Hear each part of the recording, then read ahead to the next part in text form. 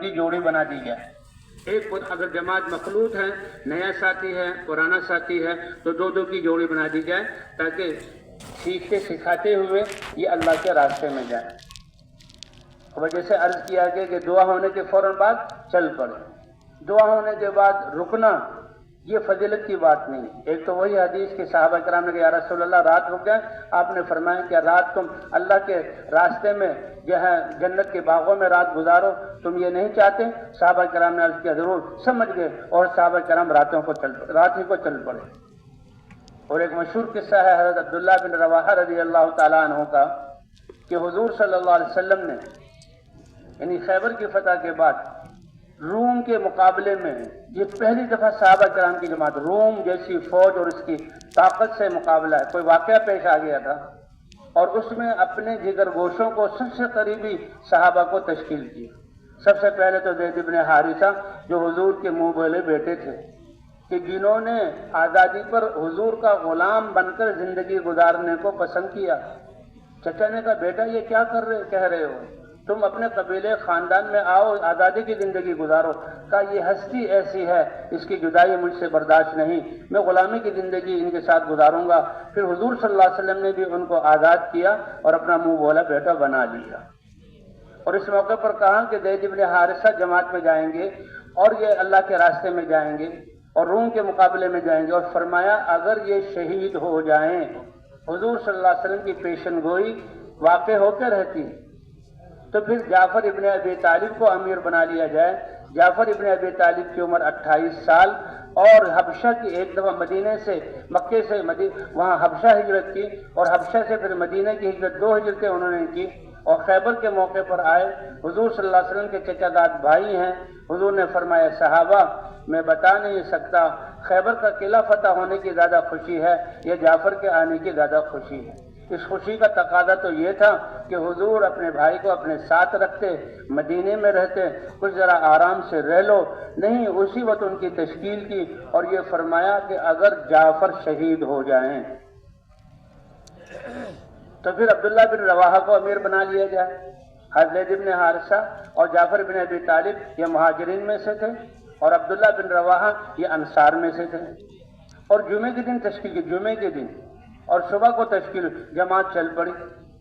ایک اسرائیلی آیا، اے ابن رواحہ یہ اللہ کے رسول ہیں، کیونکہ وہ تو جانتے تھے. اللہ فرماتے ہیں کہ یہ ایسے جانتے ہیں جیسے اپنے بیٹوں کو جانتے ہیں، لیکن وہ تو ضد اور اناد ایسی بڑا ہے کہ بہت سی خیروں سے محروم کر دیتی ہے. کتنی بڑی خیر سے وہ محروم ہو گئی. کہ اللہ کے رسول ہیں اور ان کی پیشن گوئی واقع ہو کر رہتی ہے، تم شہید ہو جاؤ گے. اس سے کوئی گھبراہٹ اور پریشانی نہیں ہے. صرف اتنا ہوا کہ اب مدینہ آنا نصیب نہیں ہوگا اور جمعے کا دن ہے اور جمعے کی نماز میں آدھا دن باقی ہے. اجازت لی، جماعت کو روانہ کیا، وہ اللہ کے راستے میں روانہ ہوئے اور یہ مسجد نبوی میں سواری تیار کر کے بیٹھ گئے کہ اب دنیا کا کام نہیں کرنا، تشکیل میری بھی ہے. تو مسجد نبوی میں بیٹھ گئے. جمعے کی نماز حضور صلی اللہ علیہ وسلم کے پیچھے پڑی. مدینہ ہے، مسجد نبوی ہے، صحابہ کی جماعت ہے، حضور خطیب اور امام ہے اور وہاں نماز پڑھی. کتنے بڑے اعمال. اور جماعت تو بیچاری اللہ کے راستے میں پیدل گئی ہے. جی ہاں، خاک کو چھانا ہے اور پیدل سفر کیا یا اپنی سواریوں پر سفر کیا. آدھے دن کا سفر، کتنا زیادہ سفر ہوگا، وہ بھی کہیں ٹھہر گئے.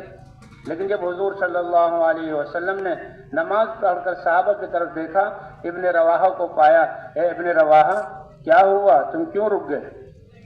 تو ان کا یہ جواب نہیں تھا کہ بیوی سے کچھ بات کرنی تھی، بچوں کو سنبھالنا تھا، فلاں کا قرضہ ادا کرنا تھا، فلاں کام تھا، جس سے ہم چھوٹی چھوٹی باتوں پر اللہ کے راستے کے نکلنے کو مؤخر کر دیتے ہیں. یہ کپڑے پھیلے ہوئے ہیں، دھوبی سے کپڑے لینے ہیں، صابن خریدنا ہے، فلاں چیز خریدنا.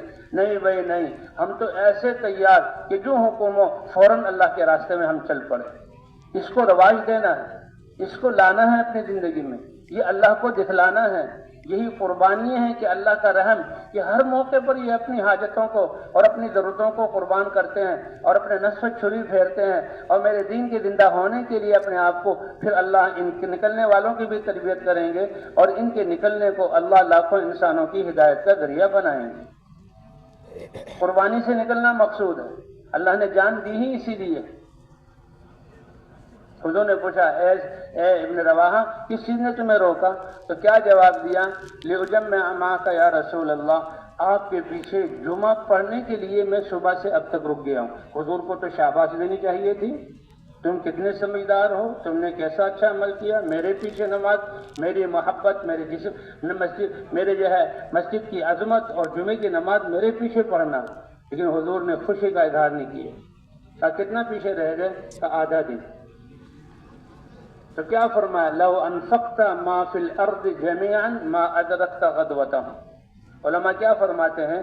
مسجد نبوی میں اعتکاف کی نیت سے ٹھہرنا، حضور کی زیارت کرنا، آپ کے خطبے کو سننا، آپ کے پیچھے نماز پڑھنا اور دعا میں شریک ہونا، یہ سب کچھ آپ نے عمل کیا۔ اس کے ساتھ ساتھ اس پر مزید یہ بھی ملا دیا جائے کہ روئے زمین کے خزانوں کے مالک بن جاؤ اور اللہ کی رضا کے لیے سارا خرچ کر دو، کوئی پیسہ نہ روکو، اس ثواب کو بھی ملا لو، تب بھی میرے صحابہ کے آدھے دن پہلے اللہ کے راستے میں جانے کے ثواب کو پہنچ نہیں سکتے۔ تو بھئی یہ صرف قصہ کہانی نہیں ہے، اس کو وجود دینا ہے۔ اس لیے جماعت جب بن گئی، ذمہ دار کے ساتھ جڑ گئے اور ترتیب بن گئی اور دعا ہو گئی، تو بس ہم دکھائیں کہ ہم نکل پڑے۔ سواری نہیں ملتی، پیدل چلیں، اصل تو پیدل چلنا ہے۔ اور پھر جو ہے اس محنت سے مقصود کیا ہے کہ محنت بھی، دین کی محنت، حضور صلی اللہ علیہ وسلم والی محنت بھی زندہ ہو، اور حضور صلی اللہ علیہ وسلم والی محنت میں حضور صلی اللہ علیہ وسلم کی سنت اور طریقہ بھی زندہ ہو۔ اس محنت کو کرنے کے لیے سب سے مختصر، سب سے آسان اور سب سے زیادہ پسندیدہ طریقہ وہ جو اللہ نے اپنے نبی کو دیا۔ اس لیے ہم نے نئی ایجادات اور آج کل کی دنیا کی آسانیوں کو نہیں دیکھنا، ہم نے تو نبی کے طریقے کو دیکھنا۔ اور اس محنت میں حضور صلی اللہ علیہ وسلم کی سنت کو داعیانہ اور ذاکرانہ طور پر ہمیں پھرنا آ جائے، محنت زندہ ہو جائے، اور محنت میں حضرت محمد صلی اللہ علیہ وسلم کا طریقہ زندہ ہو جائے۔ دو دو کی جوڑیاں بنی ہوئی ہیں، اور دو دو کی جوڑیاں بن کر اب جہاں ہم اللہ کے راستے میں جا رہے ہیں۔ میرے انسان جس ٹھکانے پر ہو، اپنے گھر پہ ہو، تو گھر والوں کے لیے بہترین اپنا نائب، اور جس جگہ کو چھوڑ کر جا رہا ہے، 2 رکعت نفل یا 4 رکعت نفل، 4 پڑھ لیں تو بہت اچھا ہے، 2 رکعت نفل پڑھ لیں تو پھر بھی گزارا ہے، کہ گویا یہ تمہارا نائب ہے، 2 رکعت نفل پڑھ کر نکل جا رہے ہو۔ اور بھائی دعاؤں کا اہتمام، اپنے ٹھکانے سے نکلتے ہوئے کیا بہترین دعا ہے؟ بسم اللہ توکلت علی اللہ ولا حول ولا قوت الا باللہ۔ یہ اللہ کے رسول کی دعا بتائی ہے، اے اللہ جس مہم پر جا رہا ہوں، جس کام پر جا رہا ہوں، تیرے نام پر اس کی ابتدا کرتا ہوں۔ اور ہم تو سب سے بڑے مقصد، سب سے بڑی محنت، اس سے بڑی، اس کے برابر، اس کے پاسنگ میں بھی کوئی محنت نہیں ہے جو یہ محنت ہے نبیوں والی، کہ اللہ کے دین کو دنیا میں زندہ کرنے کے لیے اپنا وقت فارغ کر کے اللہ کے راستے میں نکلنا۔ اے اللہ اس میں بسم اللہ ہے، تیرے نام سے اس کی ابتدا کرتا ہوں۔ اللہ کا نام، اس کی برکت ایسے ہے کہ ساری دنیا کے انسان نافرمان ہو جائیں اور ایک اللہ کہنے والا ہو تو اللہ قیامت کو قائم نہیں کریں گے۔ کہ اے اللہ تیرے نام کے ساتھ اس سفر کی ابتدا کر رہا ہوں، توکلت علی اللہ، اور میں تو جا رہا ہوں تو بھروسہ کس پر؟ اللہ کی ذات پر۔ توکلت علی اللہ، فرمایا ایمان والوں کو جو اللہ کو پہچانتے ہیں کہ کرنے والی ذات اللہ کی ہے، اگر میں بھی اپنے گھر میں ہوں تو وہ اللہ کے امر سے ہی سب کچھ ہوگا، میرے ارادے کچھ سے کچھ نہیں ہوگا، تو ایمان والے تو بھروسہ کس پر کرتے ہیں؟ اللہ پر۔ وَمَن يَتَوَكَّلْ عَلَى اللَّهِ فَهُوَ حَسْبُهُ، جو اللہ پر بھروسہ کرتا ہے اللہ اس کی کفایت فرماتے ہیں۔ ان چیزوں کو ہم نے سیکھنا ہے اور ان پر ہم نے آنا ہے اور انسانیت کو اس پر لانا ہے۔ اے اللہ تیرے نام سے سفر کی ابتدا کر رہا ہوں، اے اللہ آپ ہی کی ذات پر بھروسہ کر رہا ہوں۔ ولا حول ولا قوت الا باللہ، زندگی کا ہر سانس، ہر لمحہ بہت قیمتی ہے، یہ سانس اور لمحے تیری طاعت میں گزریں اور تیری نافرمانی سے میں بچا رہوں۔ اے اللہ نیکی کی توفیق بھی آپ کی طرف سے ملے گی اور گناہوں سے بچنے کی طاقت بھی آپ ہی عطا فرمائیں گے۔ اللہ اکبر، کیا اونچے کلمات ہیں، کیا اللہ سے یہ بندہ بات کر رہا ہے، پھر اللہ کی طرف سے کیا بات جواب ملتا ہے کہ اس بندے نے اللہ اپنے یعنی سفر اختیار کرنے اور مہم میں جانے کے لیے اس دعا کو پڑھا تو اعلان ہوتا ہدیتا، تمہیں سیدھی راہ دکھلا دی گئی، وہ کفیتا، اور اللہ کی طرف سے تمہاری اطمینان رکھو، کفایت کر دی گئی، وہ وقیتا ہر ناگواری سے اللہ کی طرف سے تمہیں بچا لیا گیا، اور سب سے بڑا گھاگ دشمن اللہ نے شیطان کو بھی تم سے دور کر دیا۔ تو بھائی کریں گے اہتمام دعاؤں کا انشاءاللہ۔ انشاءاللہ اگر نئے ساتھی ہیں تو پرانے ساتھی ان کو اس دعا کو دعا کہلوا دیں، اور دعا کہلوانے کے بعد پھر ان کو دعا یاد کروائیں۔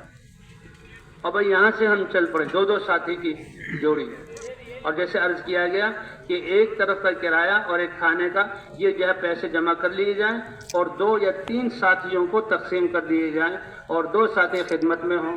اب یہاں سے بس اسٹاپ پہ پہنچے ہیں، یہ یہاں سے جو ہے ریلوے اسٹیشن پہ پہنچے ہیں، اور وہاں جا کر گاڑی کا انتظار، تو جو ایک پرانا ساتھی ایک نیا ساتھی ماشاءاللہ وہاں پر سب مسافر ہر چیزوں سے فارغ ہو کر انتظار میں بیٹھے ہوئے ہیں۔ یہ اللہ کی دین ہے، اگر ہم ان کی قدر کریں گے تو جہاں جا رہے ہیں اللہ ہم سے وہاں بھی کام لے لیں گے۔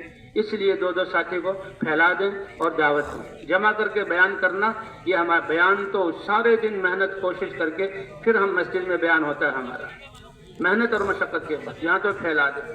اگر ساتھی نئے ہوں تو وہ تعلیم کے عنوان پر جوڑ لیا جائے، اور ہمارا تعلیم کرانے والا بھی ایسا ساتھی ہو جو بات کو سنبھال سکے اور ترغیب دے سکے کہ جو ہم دعوت دے رہے ہیں کہ اے دنیا بھر کے انسانوں، اللہ کو مان لو، اللہ کی ذات پر یقین کر لو، اللہ کے احکام پر آ جاؤ، نبی کے طریقے پر زندگی گزار لو، دنیا آخرت میں کامیاب ہو جاؤ گے۔ اس کی تفصیل اور اس کی تقویت اور اس کو مضبوط کرنے کے لیے فضائل کی تعلیم۔ فضائل کی تعلیم کیا ہے؟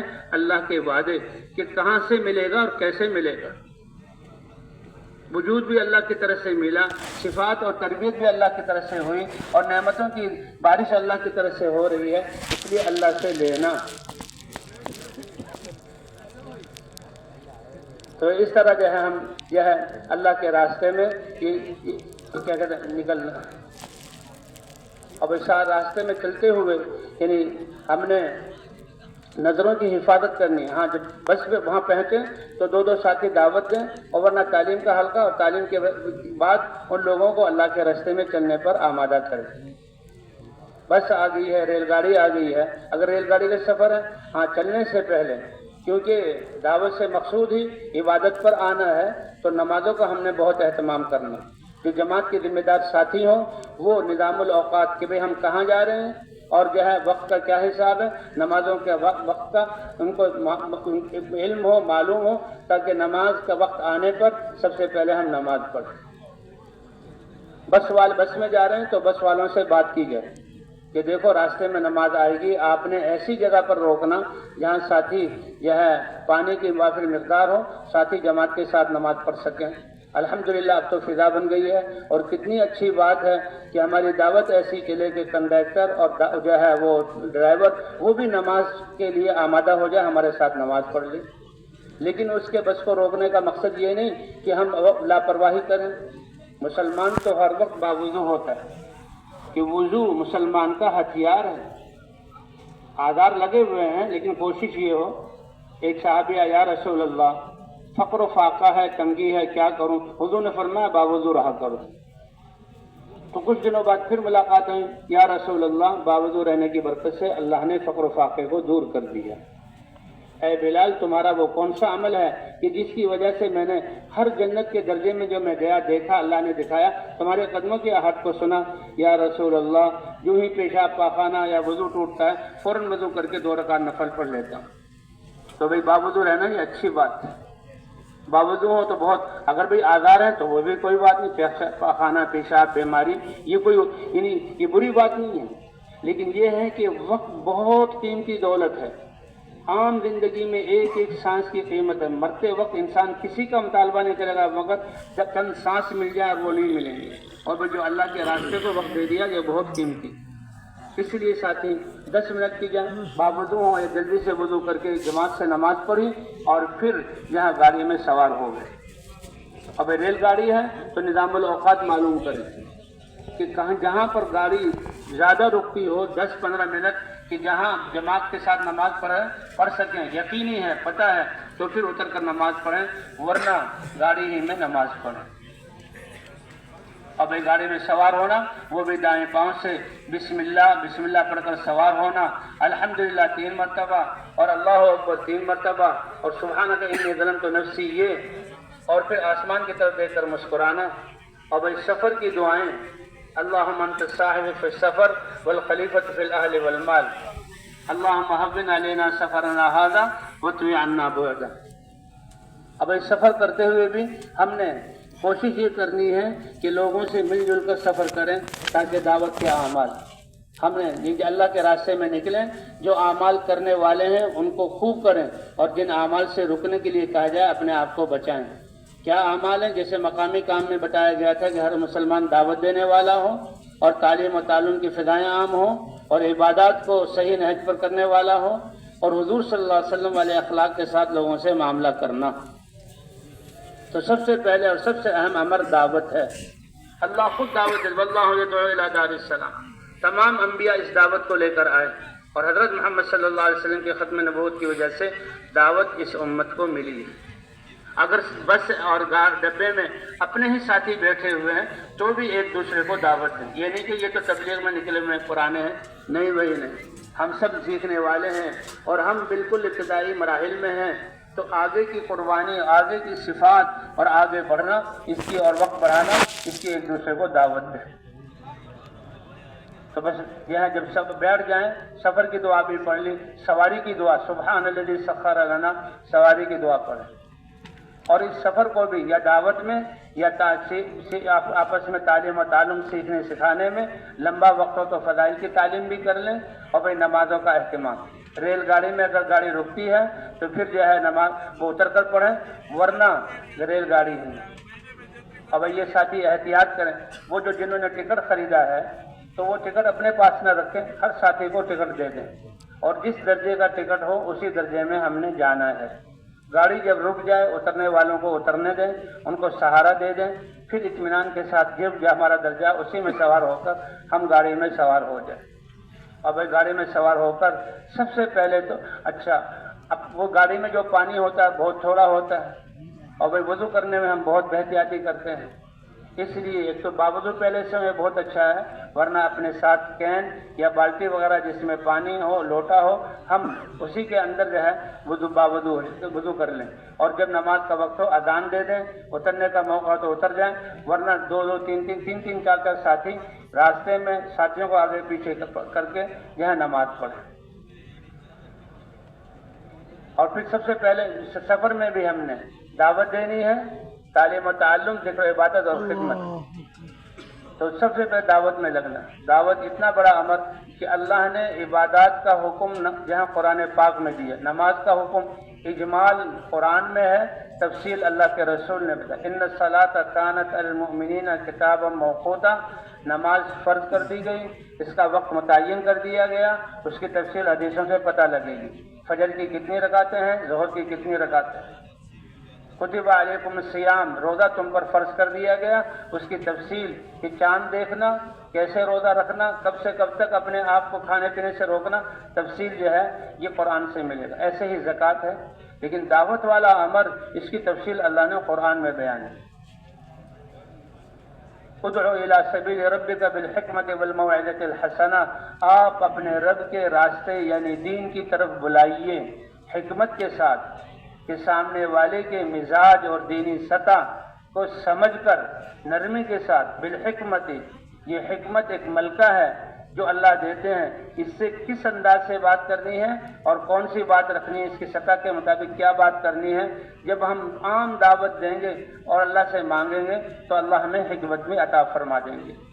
حضور صلی اللہ علیہ وسلم کی سیرت میں کہ آپ کیسے دعوت دیتے تھے، کہ آپ جو ہے وہ ہجرت کے سفر میں ہیں، ایک دو راہا آیا، صحابہ سے پوچھا، آپ صحابہ نے کہا یا رسول اللہ یہ ذرا امن والا راستہ ہے، اس پر چلیں، اور یہ جو ہے خطرناک راستہ ہے کہ جو گاؤں ہیں اس میں 2 خطرناک ڈاکو رہتے ہیں، کیونکہ فقر و فاقے کی وجہ سے ڈاکہ عام تھا اور لڑائیاں عام تھیں، 2 ڈاکو رہتے ہیں۔ اب ڈاکو کا نام سن کر، خطرے کو سن کر راستہ بدل دینا چاہیے تھا، قربان جائیں حضور صلی اللہ علیہ وسلم کی نبوت والے جذبے پر کہ ان کو کیسے جہنم سے بچا کر جنت کے راستے پر لانا ہے، اسی راستے کو اختیار کیا۔ اور جب وہاں پہنچے تو دو بڑے ہیبت ناک شکل کے آدمی تھے، بڑی بڑی مونچھیں اور ان کی ڈراؤنی شکل تھی۔ آپ نے صحابی کو بھیجا کہ ان کو بلا لاؤ۔ آپ صلی اللہ علیہ وسلم کی عظمت اور آپ کی نورانیت وہ ایسے متاثر ہوئے، حضور نے پوچھا من انتما، تم کون ہو؟ تو فوراً کہنے لگے نحن مہانان، ہم تو لوگوں کی نظروں میں گرے پڑے اور بہت ہی گھٹیا کام کرنے والے، کہ لوگوں کی جان اور مال کو لوٹنے والے۔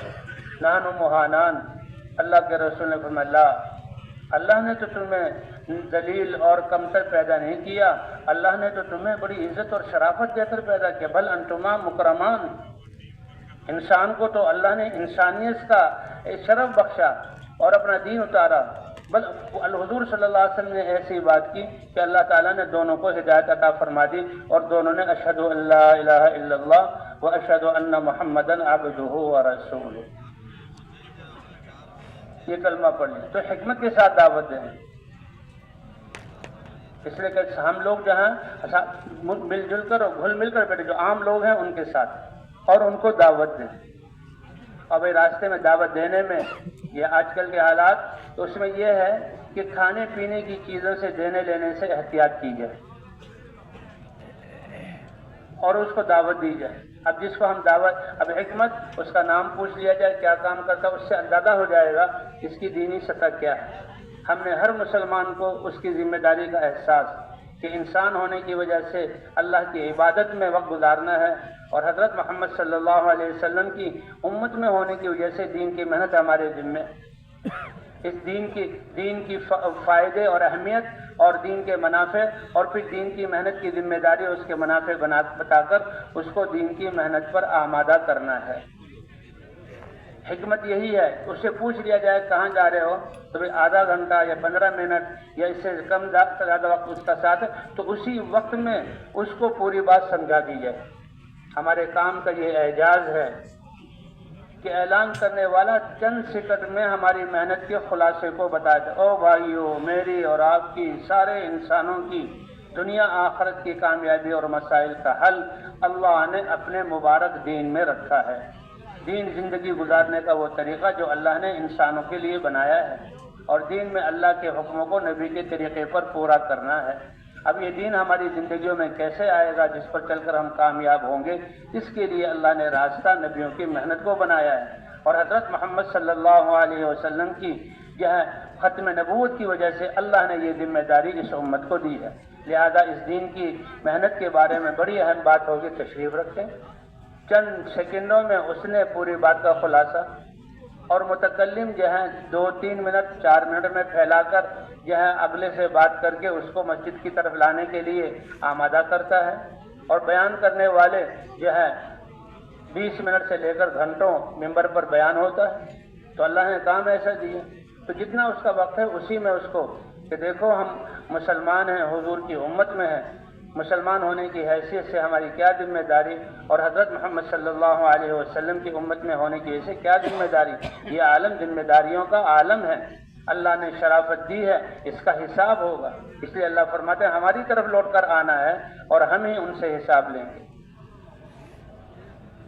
جیسے عرض کیا کھانے پینے کی چیزیں لینے دینے سے احتیاط کی جائے، اگر اور جو اترنے لگے تو وہ سمجھ جائے بات کو اور یہ کہ اللہ جزائے خیر دے آپ نے بات کو سمجھایا۔ اگر وہ شخص یہ کہتا ہے کہ میں ابھی سے آپ کی جماعت کے ساتھ جانے کے لیے تیار ہوں تو اس سے کہا جائے نہیں، کام کا نظام ہے، آپ اپنے محلے میں مسجد کی جماعت ہوگی اس کے ساتھ جڑیں اور جو ہے 5 نمازیں جماعت کے ساتھ پڑھیں اور ان کے ساتھ مشورے میں شریک ہوں اور گشتوں میں جائیں، سیروزہ لگائیں، اپنے علاقے کی جماعت کے ساتھ مل کر جو ہے پھر رائے تشریف لائیں۔ تو یہ ان کو سمجھایا بھائی لمبا سفر ہو تو تعلیم بھی کریں، اور تعلیم یہ نہیں کہ کھڑا ہو کر پورے ڈبے کو متوجہ کیا جائے بلکہ تعلیم بیٹھی کر ہو، اور جو ساتھی موجود ہیں ان میں یہ تعلیم احادیث کا پڑھنا، تجوید اور 6 نمبروں کا مذاکرہ ہو۔ اس طرح ان اعمال کے ساتھ ہمارا سفر ہو۔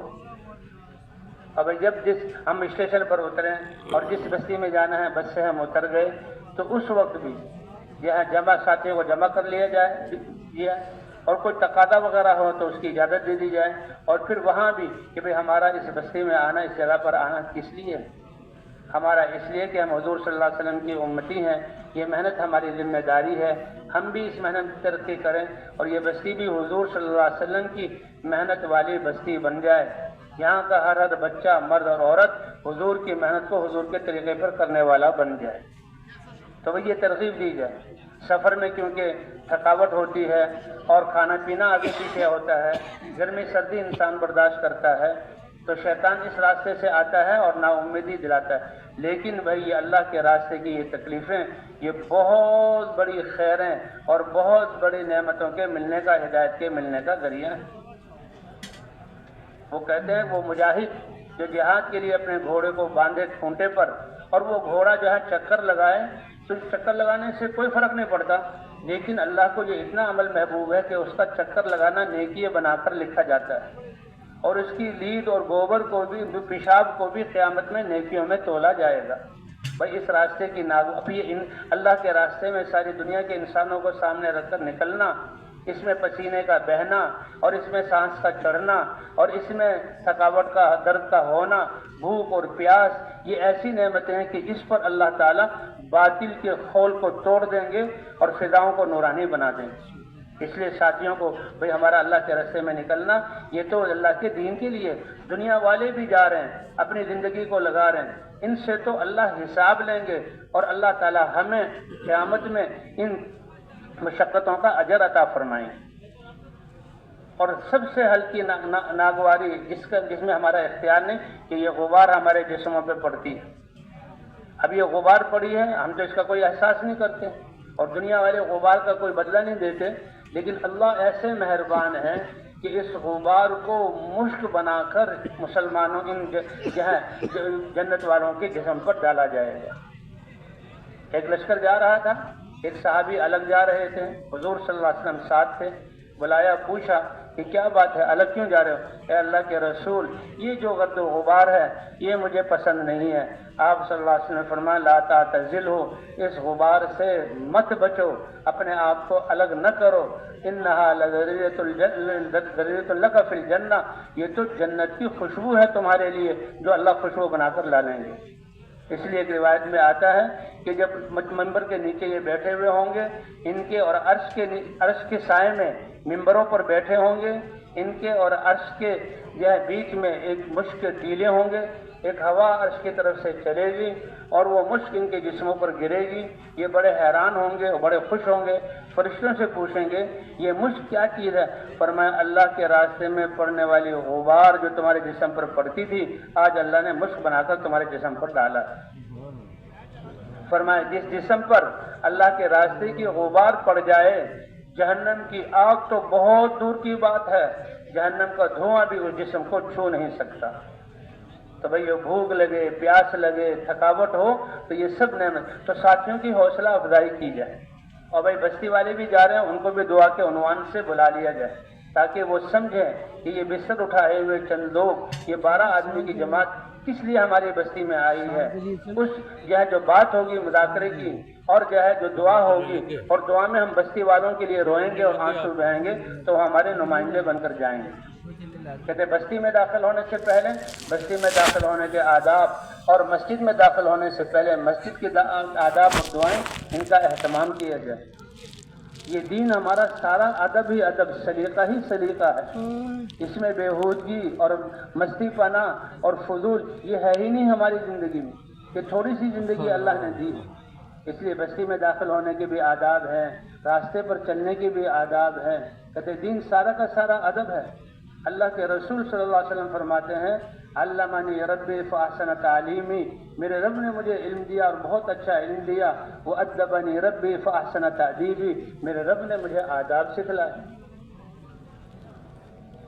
یہ چھوٹا سا بچپن سے بچوں کی تربیت، دینی تربیت، آداب والی تربیت، گھروں میں رہنے کے آداب، معاشرت کے آداب، تو بہرحال بستی میں داخل ہونے کے آداب اور دعائیں اور مسجد میں داخل ہونے کے آداب اور دعائیں، تو ساتھیوں کا حوصلہ بڑھ جائے، نیت میں تازگی آ جائے اور وہ اس کو نعمت سمجھے، اور پھر بھائی بستی میں داخل ہونا، راستے کے دائیں طرف چلیں، راستہ لمبا ہے تو کھلا ہوا کشادہ ہے تو دو ساتھی جہاں ہو کر چلیں، سیکھتے سکھاتے ذکر کرتے ہوئے، اور اگر راستہ تنگ ہے تو ایک ساتھی، اور جناب نظروں کی حفاظت کا مطلب کیا ہے کہ نہ نظریں بالکل اتنی نیچے ہوں کہ ٹکریں لگیں اور ٹھوکریں لگیں، نہیں، اور جہاں نہ ایسے ہو کہ دنیا کو آنکھیں پھاڑ پھاڑ کر دیکھ رہے ہو۔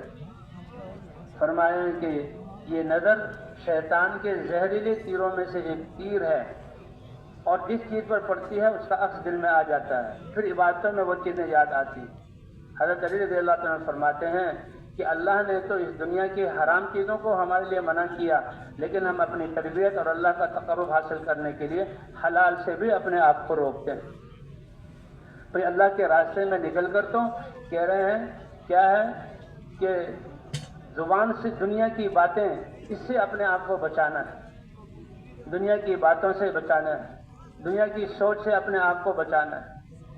تو اس لیے نیزوں کی حفاظت کرتے ہوئے ہم نے بستی میں داخل ہوں تو بستی میں داخل ہونے کا اللہم بارک لنا فیہا، اللہم ارزقنا جناہا واعذنا من وباہا۔ اب مسجد میں آ جائیں تو مساجد اللہ کا گھر ہیں، تو اس سے پہلے اللہ کے گھر ہونے کی عظمت، اور اس میں ہم نے آداب کے ساتھ رہنا ہے، اور مسجد میں داخل ہونے کے آداب، دعا بھی ہے مسجد میں داخل ہونے کی کہ مسجد میں داخل ہو رہے ہیں، پہلے بایاں پاؤں جوتے سے نکال کر جوتے پر رکھیں، دایاں پاؤں نکال کر دائیں پاؤں کو مسجد میں داخل کریں، بسم اللہ والصلاۃ والسلام علی رسول اللہ اللہم افتح لی ابواب رحمتک، اس دعا کے ساتھ ہم مسجد میں داخل ہیں۔ اور مسجد میں داخل ہوتے ہوئے ہر دفعہ داخل ہوتے ہوئے سنت اعتکاف کی نیت کر لیں، سنت اعتکاف کی نیت کر لیں۔ مساجد میں بیٹھنا کہ مسجد کو آباد کرنے والے کہ جو بکثرت رات کے اندھیروں میں مسجدوں میں آنے والے ہیں، ان کو قیامت کے دن پورے نور کی خوشخبری سنا دو۔ ہر مسجد میں صبح کو آنا، شام کو آنا، یہ ہر وقت لکھا جائے گا، اور قیامت میں جنت میں اللہ تعالیٰ ایک مہمانی تیار کر کے اس کو دیں گے۔ فرمایا جب کسی بستی پر اللہ عذاب بھیجنے کا ارادہ کرتے ہیں تو جو مسجدوں کو آباد کرنے والے ہیں ان کی اس مسجد کی آبادی کی وجہ سے اللہ عذاب کو اٹھا لیتے ہیں، اور فرشتے ان کے ہم نشین ہوتے ہیں۔ تو بہرحال مسجد میں آداب کے ساتھ داخل ہونا، اور مسجد میں داخل ہوتے ہوئے اگر مرکز میں جانا ہے تو مرکز میں چلے جائیں، اور مرکز والے آ جائیں، اور پھر ان کے سامنے اپنی جماعت کی کیفیت کو بیان کر دیں کہ دیکھیں جی ہماری یہ پرانے ساتھی ہیں یا فلاں شعبے سے تعلق رکھنے والے ہیں، ان کا اتنا وقت لگا ہوا ہے، اپنے حالات بڑی نرمی سے ان کے سامنے رکھ دیں، اور ان سے بھی مسجد کے حالات لے لیں، کیونکہ یہ ایک محنت ہے، یہ ایک کام ہے، اندھا دھند اور بغیر اندازے کے صرف عمل شروع کر دینا نہیں، یہ تو بہت نازک اور حساس اور بڑا اہم اور فائدہ مند کام ہے۔ اس لیے ہمارا کوئی جو ہے لمحہ بھی ایسے ہی بغیر اندازے سے نہ گزرے، ورنہ ان سے مسجدوں کے حالات لے لیں، اور ذمہ دار ساتھی اپنی جماعت کے حالات دیکھ کر پھر کون سی مسجدوں میں جانے سے ہمیں فائدہ ہوگا ان مسجدوں کا انتخاب کریں، ان سے بھی رائے لے لی جائے۔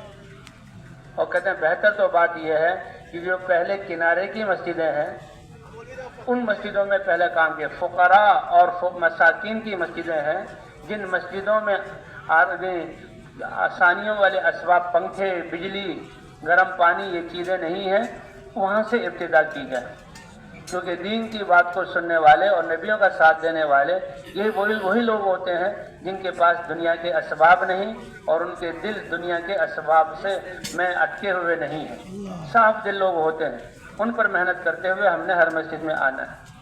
اور بھائی مسجد میں جانے کا مقصد ایک تو 100% مسجد والوں سے، ہماری جو مسجد کے آس پاس رہنے والے ہیں ان سے ملاقات ہو جائے، اور دوسرے نقد چلے اور 3 چلے کی جماعت نکل جائے۔ اگر پہلے سے وہاں کام موجود ہے پھر تو یہ جماعت چلے اور 3 چلے کی نیت کرے اور پھر محنت کرے، نکلیں گی جماعتیں۔ اور اگر بھائی نیا کام ہے تو 3 دن کا سیرودے کے لیے نکالنا یہ بھی ایک اہم کام ہے، اور جہاں پہلے سے کام موجود ہے تو یہ سیرودہ تو ان کے اپنے مقامی کام کا حصہ ہے۔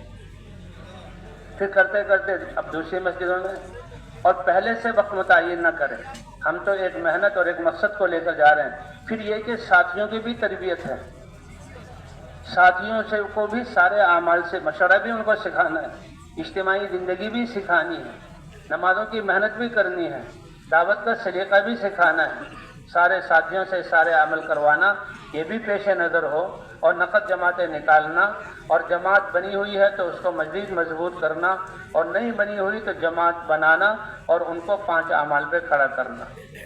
دن پہلے سے متعین نہ کریں، جماعت بڑی استعداد اور صفات والی ہے، ماشاء اللہ ایک ہی دن میں ساری تقاضے پورے ہو گئے تو بہت اچھی بات ہے، ورنہ دوسرا دن بھی لے لیا جائے، اور 3 دن سے زیادہ کوشش کی جائے کہ 3 دن میں سارے تقاضے پورے ہو جائیں۔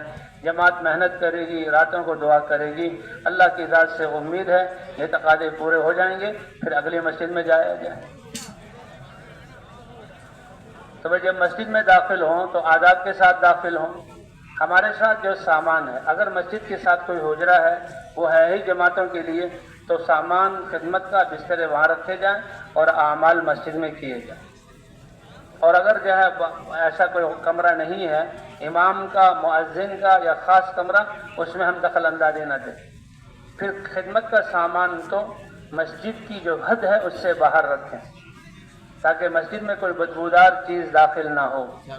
اللہ کے رسول اس کا بہت اہتمام کیا کرتے تھے، کہا یہ پیاز اور لہسن یہ اللہ نے جائز قرار دیے ہیں، میں ان کو حرام قرار نہیں دیتا، لیکن ان کی بو جو ہے تکلیف دینے والی ہے، اس لیے بو مجھے ناپسند ہے۔ اور مسجد میں تو فرشتے ہوتے ہیں، انسان تو پھر بھی جہاں مجموعہ ہے بہت سی چیزوں کا، فرشتے تو نور سے بنے ہوئے، ان کو بھی تکلیف ہوتی ہے، اس لیے یہ چیزیں کھا کر یا ان کچی چیزوں کو نہ لے کر جایا جائے۔ حتیٰ کہ یہ جو لالٹین میں مٹی کا تیل یہ بھی بدبو والا ہوتا ہے، اور ہمارے گیس کے چولہے یہ گیس بدبو والا ہے، ان کو باہر رکھا جائے۔ اور بستر مسجد میں ایک کونے پر بڑی ترتیب سے جو ہے رکھ کے ان کو چادر سے ڈھانپ دیا جائے۔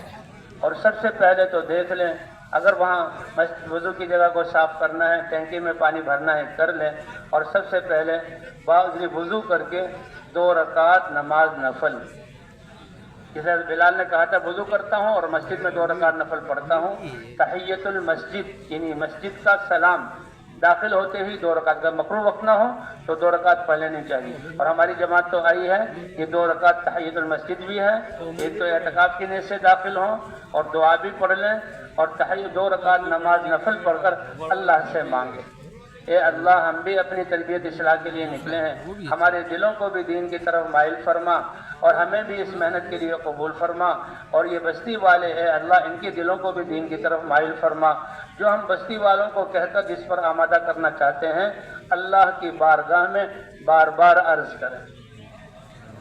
اور بھائی پھر نفل پڑھنے کے بعد پھر ساتھی مشورے کے لیے جمع ہو جائیں۔ اللہ نے یہ ایک عظیم کام، عالمی اور پوری انسانیت کی ہدایت کا، حضرت محمد صلی اللہ علیہ وسلم والا کام، محنت اللہ نے ہمیں عطا فرمائی، اور اس کام کی حفاظت اور کام کرنے والے کی حفاظت کے لیے اللہ نے مشورہ دیا کہ پورا دین دلوں کو جوڑنے کے لیے بھائی چارے والی زندگی، نمازیں اس سے اجتماعیت آتی ہے، تو اس طرح مشورے سے بھی ساتھیوں میں اجتماعیت، ساتھیوں کی بھی تربیت ہے، ان کو مشورہ کرنے کے آداب سکھلانے ہیں، اور جو ہے اجتماعی زندگی کی تربیت ان کی کرنی ہے، تو مشورہ بہت ضروری ہے۔ بھائی اگر پرانے ساتھی وہاں پر ہیں تو پرانے ساتھی ہوں گے، ان سے دینی سطح معلوم کر لی جائے، اور پھر ساتھی آپس میں مشورہ کریں۔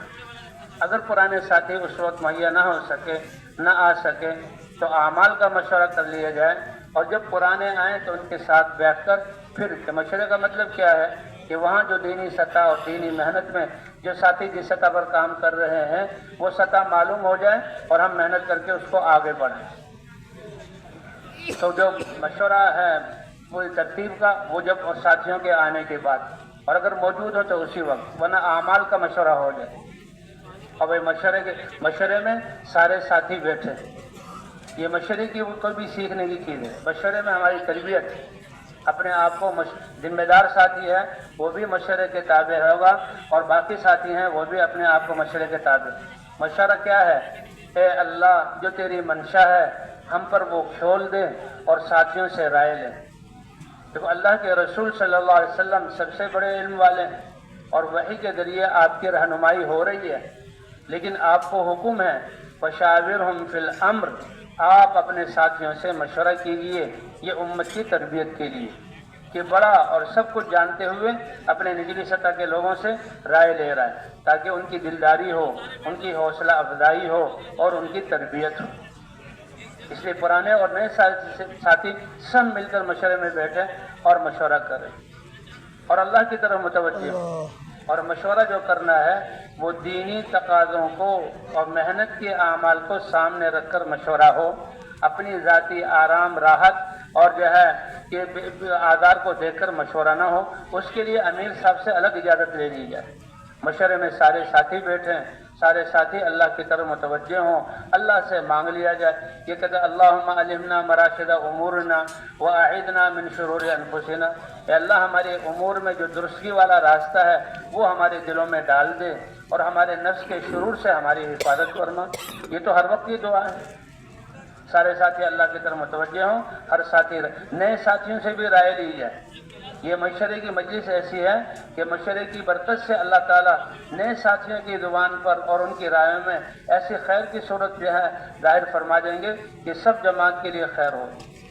مشورہ اپنی رائے پر اصرار نہ ہو اور منوانے کی نیت سے نہ دیے جائے، وہ تو اللہ کی طرف متوجہ ہو کر دعوت یعنی دعا کرتے ہوئے ہم مشورہ دیں۔ کسی ساتھی کی رائے کو کاٹا نہ جائے اور کسی رائے کی تحقیر نہ ہو، یہ ہم سب کی تربیت کے لیے۔ اور یہ مشورہ انتخابات یا کثرت رائے نہیں ہے کہ جو زیادہ ساتھی رائے دی ہے اسی پر فیصلہ ہو، بلکہ بعض دفعہ قوت رائے، جس کی رائے زیادہ فائدہ مند ہو، ذمہ دار ساتھی سب سے رائے لے کر اللہ کی طرف متوجہ ہو، دعا مانگتے ہوئے کہ اللہ جس میں خیر ہے وہ ہم سے طے کروا دے۔ اب مشورے سے پہلے تو ساتھیوں میں رائے میں اختلاف ہوگا۔ مشورہ کیا ہے کہ ایک چیز کے تمام پہلو سامنے آ جائیں۔ ایک آدمی کے سامنے ایک ہی رخ ہوتا ہے، باقی رخ نہیں ہوتے، اور تمام ساتھیوں کے سامنے تمام رخ آ جائیں گے تو فیصلہ کرنا آسان۔ اور مشورے کا مقصد یہی ہے کہ رائے کو جمع کرنا، جماعت ایک پر متفق ہو جائے۔ جن ساتھیوں کی رائے کے مطابق امیر نے فیصلہ کیا ان کی تو امیر نے حوصلہ افزائی کی، اور جن ساتھیوں کی رائے کے خلاف بعد میں کوئی ایسا عمل کہ ان کی بھی دلداری ہو جائے، سارے ساتھی جڑ جائیں۔ اور مشورے سے ذاتی اجتماعی زندگی سکھانا یہ بھی مقصود ہے۔ اور وہی مشورہ کر کے اگر پرانے ساتھی بھی موجود ہیں، ترتیب بن گئی، مشورے کے بعد تمام ساتھیوں کو جو ہے پھیلا دیا جائے۔ 2 ساتھی مسجد میں رہیں کہ آنے والوں کو سنبھالیں اور ان سے بات کرتے رہیں، باقی سارے 2 ساتھی خدمت میں ہوں۔ اور جو خدمت میں ہیں اس کا مطلب یہ نہیں کہ وہ ساتھی بس پکانے کے لیے، کھانا پکانے کے لیے ہیں، اب وہ اعمال نہیں کریں گے۔ بھئی 40 دن 4 مہینے 120 دن، یہ 40 دن گزارنا نہیں ہے، بلکہ ہر دن کے یہ 4 دعوت، تعلیم و تعلم، ذکر و عبادت اور خدمت، یہ سارے اعمال ہم نے ہر ایک نے کرنے ہیں۔ اس لیے ہمارے 40 دن ان اعمال وقت بھی پورا ہو اور اعمال سے بھی بھرپور ہو اور اعمال بھی شاندار ہو۔ اس لیے خدمت والے یہ بھی یعنی یہ آپس میں پکاتے ہوئے سیکھنا سکھانا بھی کرتے رہیں، اور جب جہاں سودا لینے جائیں اس کو دعوت بھی دے دیں، اور جب ایسا موقع ہو کہ بھئی ایک ساتھی چولہے پر اور خدمت میں ہے، دوسرے ساتھی کو مسجد میں تعلیم میں بھی بٹھا دیا جائے۔ اگر کوئی دن ناغہ ہو گیا کسی عمل کا، ہمارے حاجی مشتاق صاحب وہ فرماتے تھے کہ بعض دوائیاں ایسی ہوتی ہیں کہ ایک دن بھی چھوٹ گئی تو دوبارہ سے شروع کیا جائے، تو وہ تو فرماتے تھے کہ 40 دن دوبارہ شروع کرو، یہ کوئی مذاق نہیں ہے۔ پھر بعد یہ کہتے ہیں کہ جس دن کوئی عمل رہ گیا اپنے اوقات 40 دن میں سے وہ ایک دن کم کر کے ایک دن مزید لگا لیں، یہ ایک رعایت کی بات ہے۔ تو یہ 2 ساتھی جو ہیں مقررہ خدمت میں، اور بھائی خدمت میں میانہ روی کو اختیار کیا جائے، نہ چٹپٹے اور بہترین کھانے ہوں کہ جو کم درجے کے لوگ ہیں وہ کہیں کہ جی ہمارا تو خرچہ 10 چلے کے بجائے 10 دن میں پورا ہو گیا، ہمارا چلہ تو پورا ہو گیا، اور نہ اتنا سادہ ہو کہ جو اونچی طبیعت والے لوگ ہیں وہ ہمارے ساتھ نہ چل سکیں، میانہ روی اختیار کی جائے۔ یہ خدمت والے بھی بھائی جب جائیں سودا لینے جائیں تو پہلے سودا لے لیں اور پیسے ادا کر دیں، پھر دکان والے کو دعوت دیں۔ ایسا نہ ہو کہ پہلے دعوت دے کر گویا ہم نے بتلا دیا ہم اللہ کے راستے میں نکلے ہیں، اور وہ کہتا ہے یار اللہ کے راستے میں نکلنے والے سے کیا پیسے لوں، نہیں بھائی نہیں، ہم نے اپنے پیسے نہیں بچائے۔ مسلمان نہ دھوکہ دیتا ہے نہ دھوکہ کھاتا ہے۔ اسی طرح بس والوں سے جو ہم کرائے کا معاملہ کریں تو بڑی نرمی سے اور بڑے اچھے انداز میں ہمارے 12 آدمی کی تعداد ہے، ان کا جو ٹکٹ بنتا ہے معلوم کر لیں کرایہ کتنا ہے، پورا کرایہ ہے۔ اب یہ کوشش نہ کریں کہ 12 کے جو ہے لالچ میں اسے کہیں کہ 2 آدمیوں کا کرایہ ہمارا کم کرو۔ یہ کرایہ کم کروانا یہ فائدہ نہیں ہے، یہ آخرت کا نقصان ہے۔ اللہ کے راستے میں نکل کر 1 درہم اپنے اوپر لگانا 7 لاکھ درہم خرچ کرنے کا، صدقہ کرنے کا اللہ ثواب عطا فرماتے ہیں۔ یہ تو آخرت میں سامنے آئی ہوئی بات، فضول بھی خرچ نہیں کرنا۔ فرمایا جو میانہ روی اختیار کرے گا اللہ تعالیٰ اس کو غنی کریں گے، اور جو اللہ سے ملنے کو پسند کرے گا اللہ بھی اس سے ملنے کو پسند کریں گے۔ تو بہرحال یہ دعوت بھی دیں، لیکن پہلے سودا کر لیں، پیسے دیں گے پھر دعوت، اور آ کر بھی تعلیم وغیرہ میں گشتوں میں بھی جا سکتے ہیں۔ اگر بھائی کوئی اور اصل یہی ہے کہ ہمیں اپنا جان اور اپنا مال لگانا ہے، اگر کوئی دعوت کرے ساتھیوں میں سے تو سب مشورہ کیا جائے اور دعوت کرنے والے کے ساتھ حالات کو دیکھ لیا جائے۔ پرانا ساتھی ہے یا نیا ساتھی ہے لیکن بہت محبت کرتا ہے اور گھر والوں کا بھی جذبہ ہے، تو بھئی اس کی دلداری کے لیے اور اس کو قریب کرنے کے لیے دعوت کو قبول کر لیا جائے۔ یہ کوئی سودا بازی نہیں ہے، یہ کوئی پالیسی نہیں ہے، ہم نے تو دین کی بات دیکھی۔ اگر گھر والے موافق نہیں ہیں، یہ ساتھی کر رہا ہے تو معذرت ایسے کی جائے کہ اس کے دل پر بوجھ نہ ہو اور وہ محسوس نہ کرے۔ تو بھائی گشت کے بعد، مشورے کے بعد پوری جماعت کو پھیلا دیا جائے، سارے ساتھی مشغول۔ اس کے لیے ایک نقطے کی بات ہے کہ اس مسجد کے آس پاس جتنے بھی 100% ہم نے لوگوں سے ملنا ہے، جو اس مسجد کے گھر ہیں اور وہ لوگ جو رہتے ہیں تو ان سے ملنا ہماری ذمہ داری۔ اگر وہ کچھ دور بھی رہتے ہیں تو وہاں جا کر ان سے ملنا، وہاں جا کر ان سے ملیں گے، دعوت دیں گے تو کہیں گے واقعی دیکھو بھائی میری مسجد میں آئے ہیں لیکن یہ کرایہ دے کر یا پیدل چل کر میرے پاس پیغام لے کر آئے ہیں، بڑی اہم بات ہے۔ ہمارے ہاں مشینری کے ذریعے، فیکس کے ذریعے اور جو ہے ٹیلی فون کے ذریعے بات پہنچانا یہ نہیں ہے، ہمارے ہاں تو خود چل کر جو بات پہنچانا اس کی تاثیر ہے۔ اس لیے ہمارے ہاں خطوط بھی لکھے جاتے ہیں تو اپنے ہاتھ سے، فوٹو کاپی نہیں۔ اللہ قادر تھے کہ حضور کو اپنے جو ہے بیت اللہ میں بٹھا کر، اور اس وقت اللہ تو یہ جو مشینوں کے ذریعے کی لہروں کو قابو کر کے آواز کو کہاں تک پہنچایا جا رہا ہے۔ اللہ تعالیٰ اپنے نبی کی آواز پوری دنیا کو پہنچا سکتے تھے لیکن ایسا نہیں ہوا، اللہ کے رسول خود چل کر جا رہے ہیں۔ تو بہرحال اس بستی والے کے ہر ایک آدمی سے ملنا، تو اس لیے جو 2 ساتھی جو ہیں وہ مسجد میں ٹھہر جائیں، 2 ساتھی خدمت میں ہوں، باقی 12 ساتھی ہیں تو 4 جماعتیں بن کر ایک پرانا ایک نیا یا بستی میں پھر ہر ایک سے ملے۔ دن کی جو ملاقاتیں ان کو ملاقاتیں کہا جاتا ہے، خصوصی ملاقاتیں، عمومی ملاقاتیں، بعد اس کا نام خصوصی گشت بھی رکھ لیتے ہیں، اور ایک عمومی گشت ہوتا ہے وہ عصر کے بعد۔ تو اس میں تو ہم نے سب سے ملنا ہے۔ ان ملنے والوں میں کہتے بستیوں میں داخل ہو ان کے دروازوں سے، اور دروازے کون ہیں؟ امام مسجد ہے، مؤذن ہے، اور اسی طرح عالم ہیں، علماء ہیں، اور دین کے اعتبار سے حیثیت والے لوگ ہیں۔ اس طرح دنیا کے اعتبار سے جو لوگ ہیں یہ خواص، یہ خصوصی ملاقاتیں کہلاتی ہیں۔ اور پھر بھائی عمومی لوگوں سے بھی ملنا ہے اور پرانے ساتھیوں سے بھی ملنا ہے، کہ گھروں میں داخل ہو ان کے دروازوں سے، وہاں کے MNA MPA، وہاں کے جو ہے سردار اور وہاں کے بڑے لوگ، یہ دروازے ہیں، تو ان سے بھی ملنا ہے، علماء سے بھی ملنا ہے۔ بھئی وہ علماء جو مدرسے میں پڑھا رہے ہیں اور علمی اشتغال ہے، یہ وہ انسانیت کے وہ محسن ہیں کہ وہ دین جس کی وجہ سے ساری کائنات کا نظام چل رہا، دنیا کی بقا ہے، اور ہم یہاں بیٹھے ہوئے روٹی کھا رہے ہیں، یہ اس دین کو ہمارے گھروں تک پہنچاتے ہیں، ایک سادہ زندگی اختیار کی ہوئی ہے۔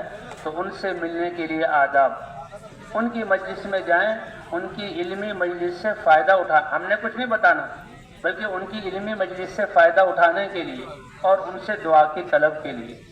اور جب ان حضرات نے اپنے آپ کو اتنی بڑی دولت ہمارے بچوں کو علم کا زیور سے آراستہ کرنے کے لیے، اور یہ علم جس میں ہماری بقا اور کامیابی ہم تک پہنچانے کے لیے اپنے آپ کو فارغ کیا ہوا، اتنی بڑی دولت اللہ کی رضا کے لیے، تو ان کا حق بنتا ہے ہم اپنی جماعت کی حیثیت سے ان کے پاس جائیں تو کچھ ہدیہ لے جائیں، کوئی موسم کا پھل اپنی حیثیت کے مطابق، کوئی مسواک، کوئی خوشبو، ہدیہ لے جائیں، اور ان حضرات سے ملنے کے لیے ان کی ملاقات کے اوقات کا اہتمام کریں۔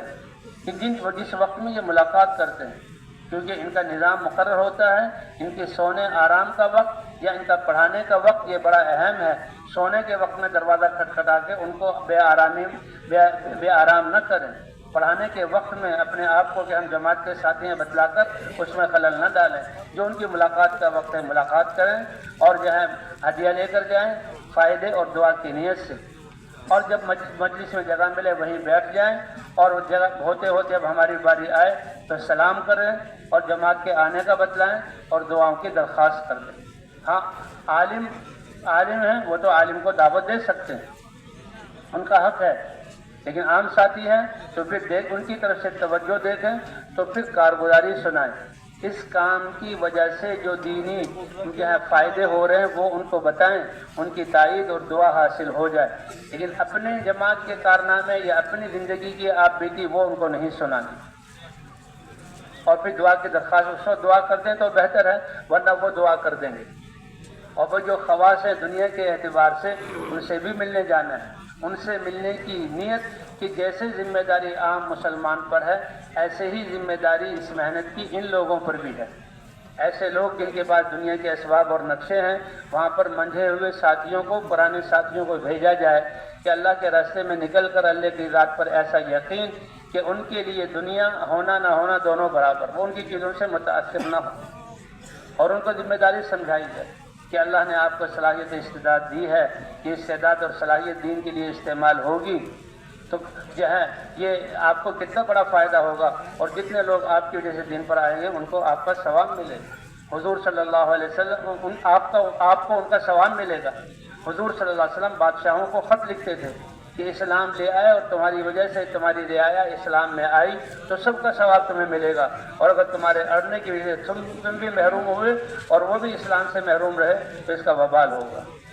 بہرحال ان کو دعوت دی جائے، اللہ کے راستے میں نکلنے پر آمادہ کیا جائے اور مسجد میں لانے کی کوشش کی جائے، اور کم سے کم یہ ہے کہ مغرب میں تشریف لے آئیں، اور بھائی ان کے بچوں میں سے بھانجے بھتیجے اولاد یا ان کے کام کرنے والوں میں سے ان کو اللہ کے راستے میں نکلنے کے لیے آمادہ کیا جائے۔